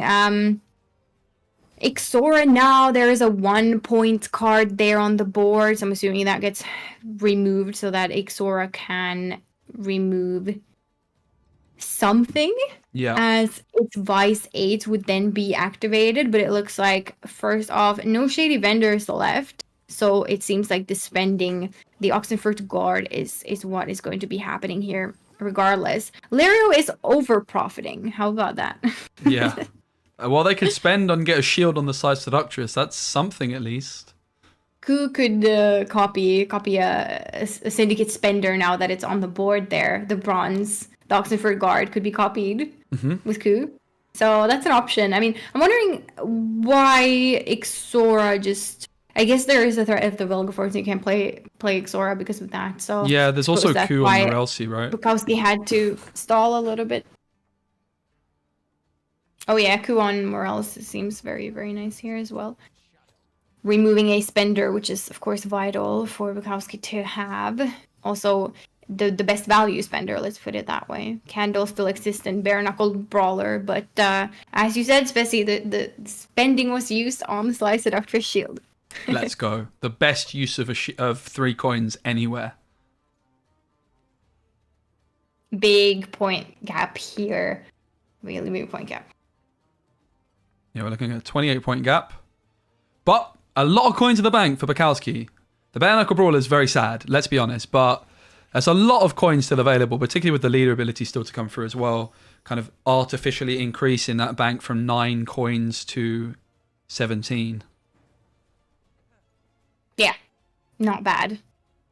In terms of spending, there's KOB for spending as well, so there are options for Bukowski for sure. Pulling out the peaches here, not sure that there was anything better or anything worse to be pulled out from that Vilgefortz. Here comes Ixora. 22 points more needed. Be activated. Still leader charges to go. Yep. It's closer than we thought. Yep, it is still... Alright, and that means... It's over. That it's Bukowski's game, right? Bukowski won and Lario forfeited? Yeah, I think so. Lario was on blue coin. My goodness, I didn't see that coming.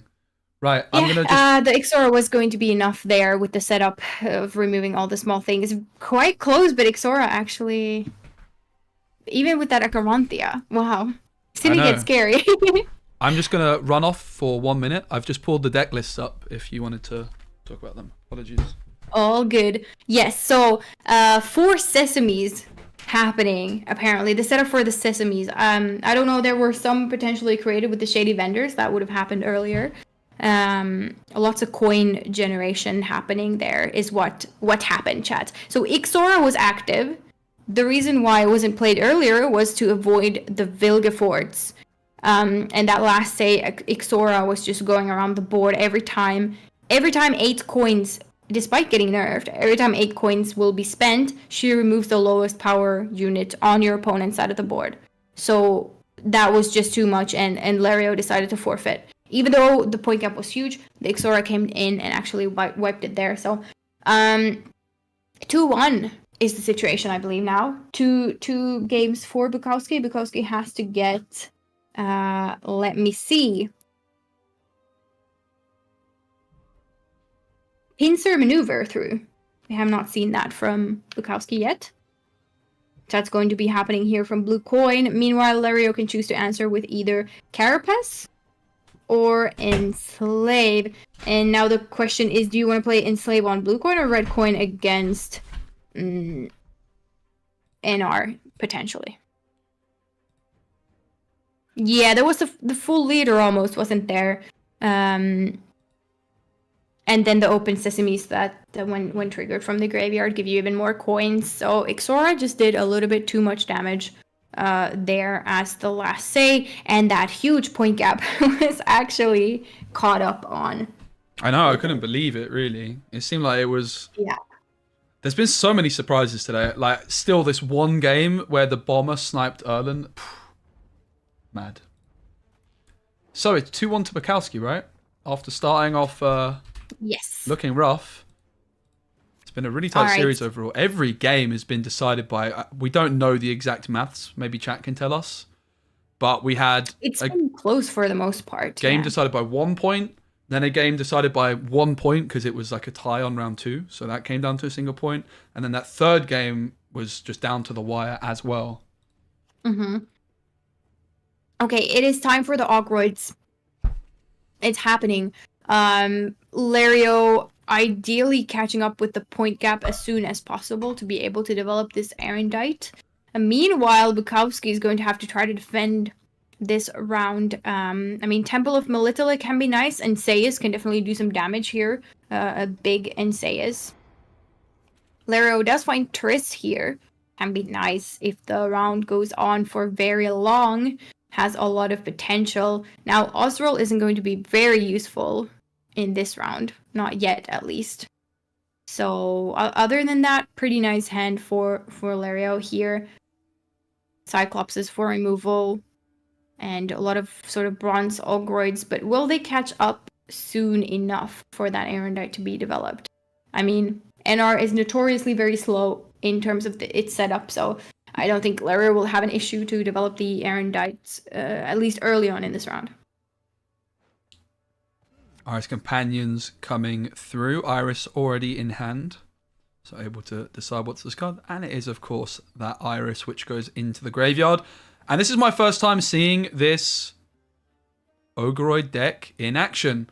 You might notice Iris is no longer in the graveyard. She's boosted the deck.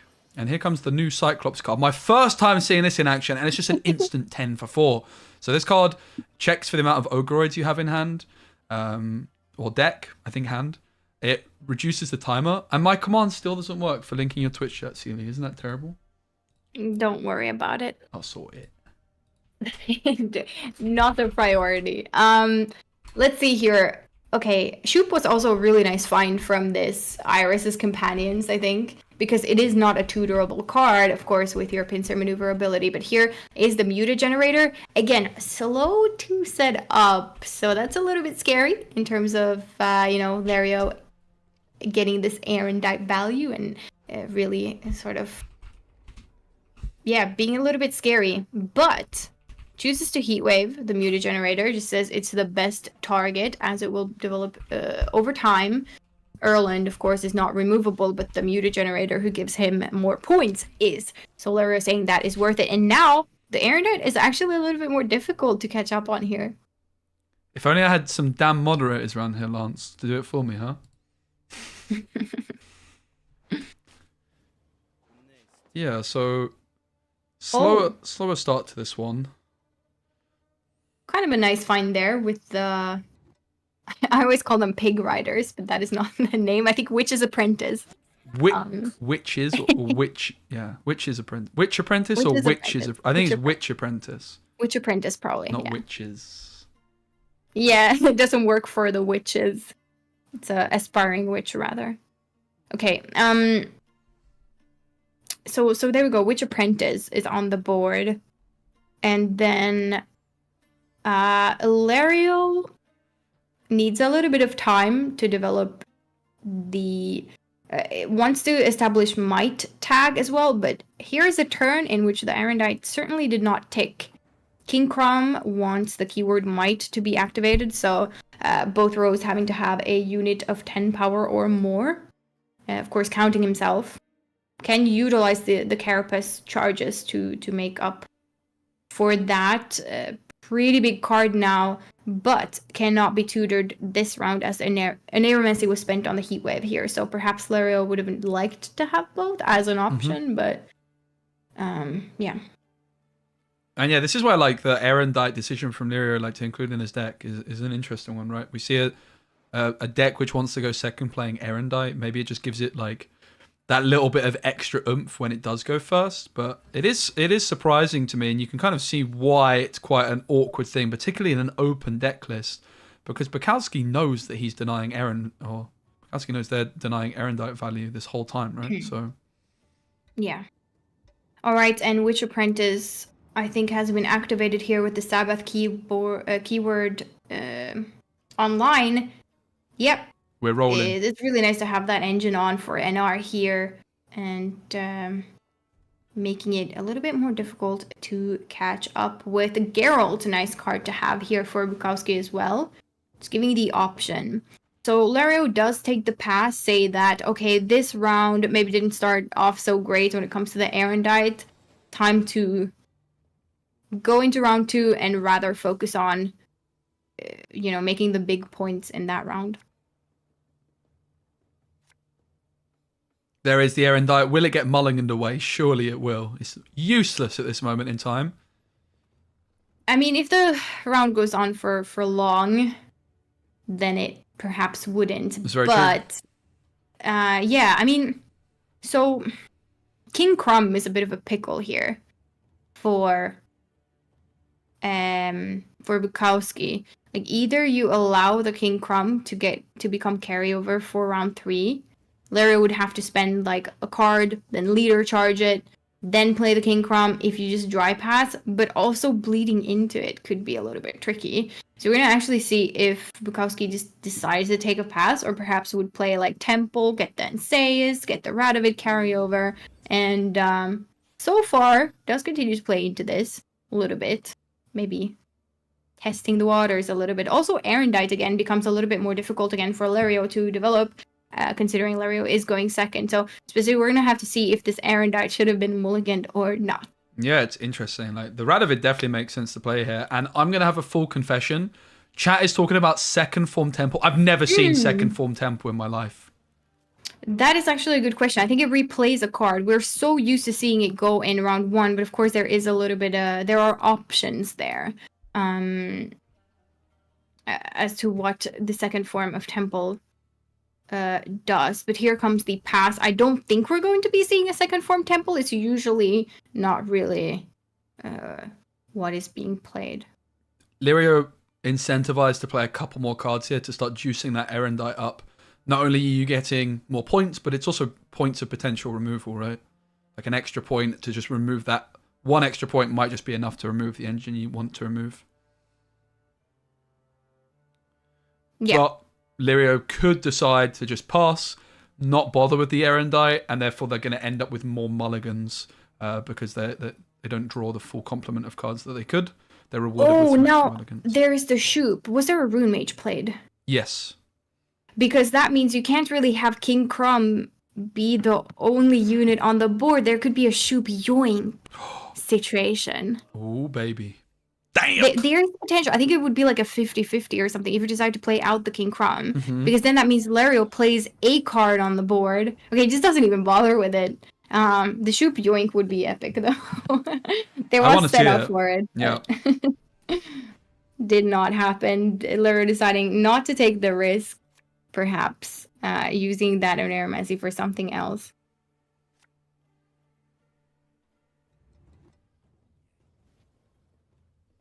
Okay, but yeah, eyes on the mulligans. Second form Temple is still in hand, so perhaps we should actually mention what the second form does, as it may become relevant.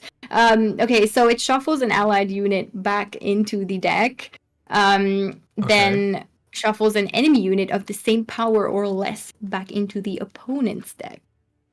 And then the order ability is that it plays the shuffled unit from your deck. Okay, kind of like an Ardal similar thing. Mm-hmm. The final mulligan. Oh, it's the Goliath, the big man. 12 stats on Goliath these days, not messing about. And it is going to be monsters to go first. So Lirio going to be able to juice up his Erendite quite a lot in this round. So despite Erendite looking very, very lackluster round 1, despite Lirio not getting the echo value from it, it is going to be a pretty powerful tool in this game to remove a threat later on for bigger points, or if he wants to use it to remove a threat early on, it's not going to be quite as impressive. And also Shinmuri pointing out that the temple could be used to replay Geralt of Rivia. So I guess you would then just ignore the effect of shuffling something back to your enemy's deck, as Geralt of Rivia is only 3 power. But yeah, you could double play Geralt in this instance, which could be really useful against these Ogroids. As you said, especially there's the Goliath. There might be a Jotun happening as well. Mm-hmm. Yeah, we unfortunately don't have access to the Observer Twice Strike, but it does look like there's... I mean, King Crumb is the target off a Neuromancy, I suppose. I'm not sure if there's more golds. I would wager there is another gold or two. The Squire comes down before the Centurion Knight here. The Centurion Knight, of course, going to be able to remove these Neckers, but as long as Lyria only plays 1 card here, these Neckers are still going to be easily removable for the Centurion Knight the next turn. Yeah, I don't know about the King Crumb. That would be really, really awesome with Triss, but the double Geralt threat that now exists is quite funny, actually, and maybe not what you want to play into. So I don't think the King Crumb miss is necessarily terrible. There would have been access to play it in round 2 as well to set up the resilience if Lyria really wanted to take the risk there on something like Shoop. Like one out of 3 Shoop if you play the Keckers here as the first turn. But yeah, that didn't happen. Yeah, Erendite, a 9 provision gutting slash there, not ideal. Does remove a threat, which is nice, but yeah, you don't want to be spending so many provisions and it to be quite so lackluster. So Bukowski done very well to lower the potential impact that Erendite could have in this game. Oh, this scroll can be really good because of that Incubus. Incubus wanting to bring out the 10 power bronze that we saw in the other enraged Cyclops that was in Lario's graveyard, and Incubus is just fantastic value on that. So perhaps the scroll took care of the enraged Cyclops there. Yeah, but you see the first leader charge come through, and it's Shoop time. It is Shoop time. I doubt we're going to see the Shoop steal, unfortunately. No. But removing the double engine there, the double Thrive engine is definitely not bad. That's filthy. That is really good. I always forget that's the thing. The Shoop, like 3 damage. Jeez. It is a fun one. Rune Mage is just like, I don't know. We should all think about Rune Mage, and we should all appreciate how cool of a card Rune Mage is, because it enabled for that to be guaranteed. I think it's just fantastic for the NR deck, really. The NR Redea Shoop deck. Yeah, Makes when Rune Mage was a real contender. When it was first printed, everyone just thought of Nilfgaard, right? Like, yes, I'm going to be able to... My diplomacies are doing all this, but it's really Shoop that which of course you can play everywhere. There's the Aussie. And it is now a 4-point lead for Lirio. Erendite's continuing to tick, but unfortunately there is no round 4, so that's not going to be relevant. Yep. Osrel looking like it could be in Geralt range perhaps now. Triss is ideally looking for a pretty stacked board. So that's not ideal. Here is the Ensayas being brought from the deck, perhaps taking care of that Cyclops on melee row, so it doesn't actually get to tick to 10. Making it also a worse resurrect target, perhaps, for the Incubus. I mean, it's still relevant, but it's more difficult now to get it up to 10 power. Yeah. 7-point lead for Bukowski on the same amount of cards played. There are like 1 extra leader charge still available. And Bukowski, let's not forget, ladies and gents, Bukowski wins this game of Gwent. They have booked their place at Gwent Masters. For Lirio, if they were to lose it, it's not all over. It's all over for this weekend, but there is going to be a final qualifier next weekend, which you are going to be able to watch the action on Lionheart's channel. Same time next week. So don't forget about that, ladies and gents. All right, here is the King Crumb getting the Might Resilience for the round 4 that will not be taking place. And it definitely looks like the best Geralt target here. Lario, there is not much Lario can do in this position other than just playing the point slam and hoping that it is going to be enough. The Triss, ideally accumulating as much value as possible with as many units on the board as possible. So we're going to have to see. But yeah, the double Geralt is crazy. That we've seen versions without Geralt, and it wouldn't be possible to get the double tall removal in any other version than this Geralt one, and the second form, Temple, which is quite fun. That there is even potential for double vanilla Geralt in this game. And out of all the matchups, this is really where you do want to play it. And again, Lario just can't do too much to stop that from happening. The Ice Troll comes through now with the Might condition. Previously, you had to have less cards than your opponent for the Ice Troll to tick, which it would still be working here, but is now just ticking along with the Might, having 2 10 power cards or more. And then Margarita comes through. I used to have the most embarrassing nickname for Margarita when I first started playing this game, by the way. You have to share what it was. It was... I bet no one from chat even remembers. It's that old. Let's see if anyone in chat's got up their sleeve. Cyclops comes through. Yeah. We're talking like 2017. It's like a 6-year-old nickname at this point. Okay, I'm going to tell you, no one's got it. I used to call her, and I quote, sexy Margarita. That is really stupid. Yeah, I kind of love it. It's so stupid. But the Margarita, I've heard like Marge for her, but that's a bit dead. That's a bit dead, yeah. Okay, then we have the Incubus now getting another unit on the board, and there was mention in chat that perhaps the double Geralt wouldn't work because you need Lario to have a 3 power units on the board. But I'm wondering if that is just kind of a nice if you have it, nice if you don't. I don't know if it stops the temple from working completely. So yeah, we'll have to see about that. All right, 15 point gap, I should say. Lyria looking to just completely continue to stack a lot of these big cards for that Triss Butterflies. So you expect the Goliath to come through, but of course the concern is with the Goliath is its Death Wish is very relevant still at this point. Going to be able to summon the highest power card from Bukowski's deck. Okay. Yo, Tort, thanks so much for the sub, mate. Hope you're good. Not going to be the double Geralt. Now we know that. But yeah, I mean... there is still a big point gap. The Geralt's going to essentially remove the King Crumb, but the Triss on the Goliath is already quite nice. Yeah, Triss is a lot of points. Wondering if the setup is... what exactly was put into deck here? But yeah, Geralt could take care of this Goliath perhaps. But the King Crumb looks like the juiciest target that's going to be happening now when the Triss does come out. But yeah, I'm not exactly following what card it was that went back into the deck. Here comes the We're going Triss. to find out soon, though.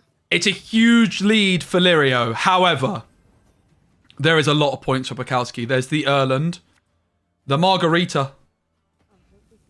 Not the best. But the 24-point King Crumb that is going to disappear. Yeah.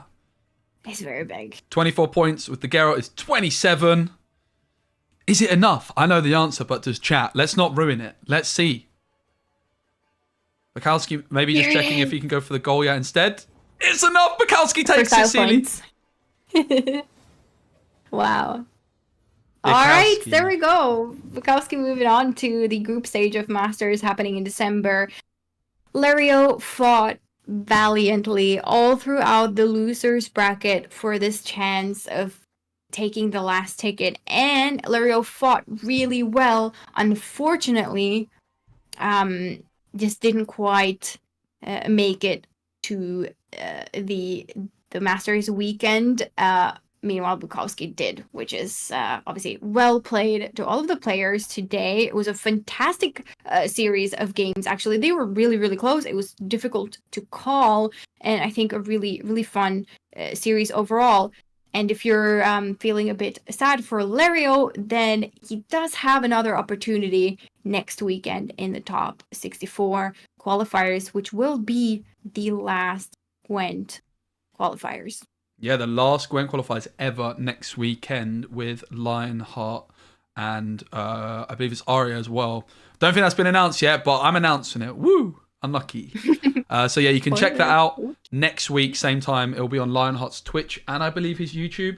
And ladies and gentlemen, don't forget, we had some news. Maybe it wasn't news, but save the date. Gwent World Masters dates confirmed.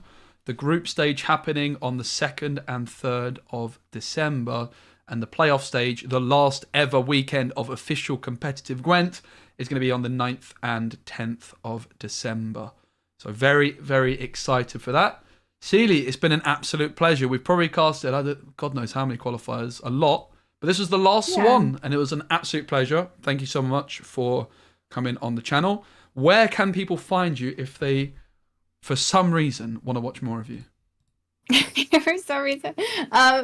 You can find me on Twitch with the name Cceely as it's written on this graphic here, .twitch.tv. I do have a lot of university right now, so streaming is a little bit patchy, but hoping of course to get back into it when possible. But yeah, other than that, watch Speci as he streams more actively than I do currently. Not sure that's true actually. Maybe, I'm not sure about that. Some Snap, and maybe now he will be inspired to check out some. You wanted to check out the Shiru Squirtle, yeah. right? I think I'll stream some Gwent tomorrow. I was actually planning on streaming some yesterday. I just ended up having to do some other bits, but I'm over Marvel Snap, guys. I'm going to be streaming some Gwent and some other bits and pieces, some other card games. So yeah, look out tomorrow. Probably like I'll slide in before Mr. Shinmiri. So if you guys want some Gwent action, I'll stream some Gwent tomorrow, and we'll see how we get on. Yeah. Also, gonna be doing like the YouTube multi-streaming now, right? Why not? Because that's pretty exciting, seeing as it's allowed. So we'll see how that goes. Thanks everyone in the chat for hanging out. We need to find someone to raid, Cceely. Any shouts? Someone Gwenty. We just want to make sure we raid someone that's not gonna then like end their stream straight afterwards, right? Perhaps Miyamon then. He usually plays some spicy stuff. That could be fun. Because I was going to go El Clora. I feel like he might be ending though. Let's go for... Yeah, let's go Miyamon. I agree. Miyamon qualified last week as well, right? Or last month, rather. We saw him. Sure did. And Miyamon has always got the absolute tunes going. I couldn't tell you one of his songs that he's ever listened to, but they're always good. All right, ladies and gents, thanks so much for hanging out. Appreciate you. Thanks, Cceely, for being here. Congratulations to Bukowski and Catburger for making it. A great combination of names. Looking forward to next week. Thanks, guys. Bye. One moment.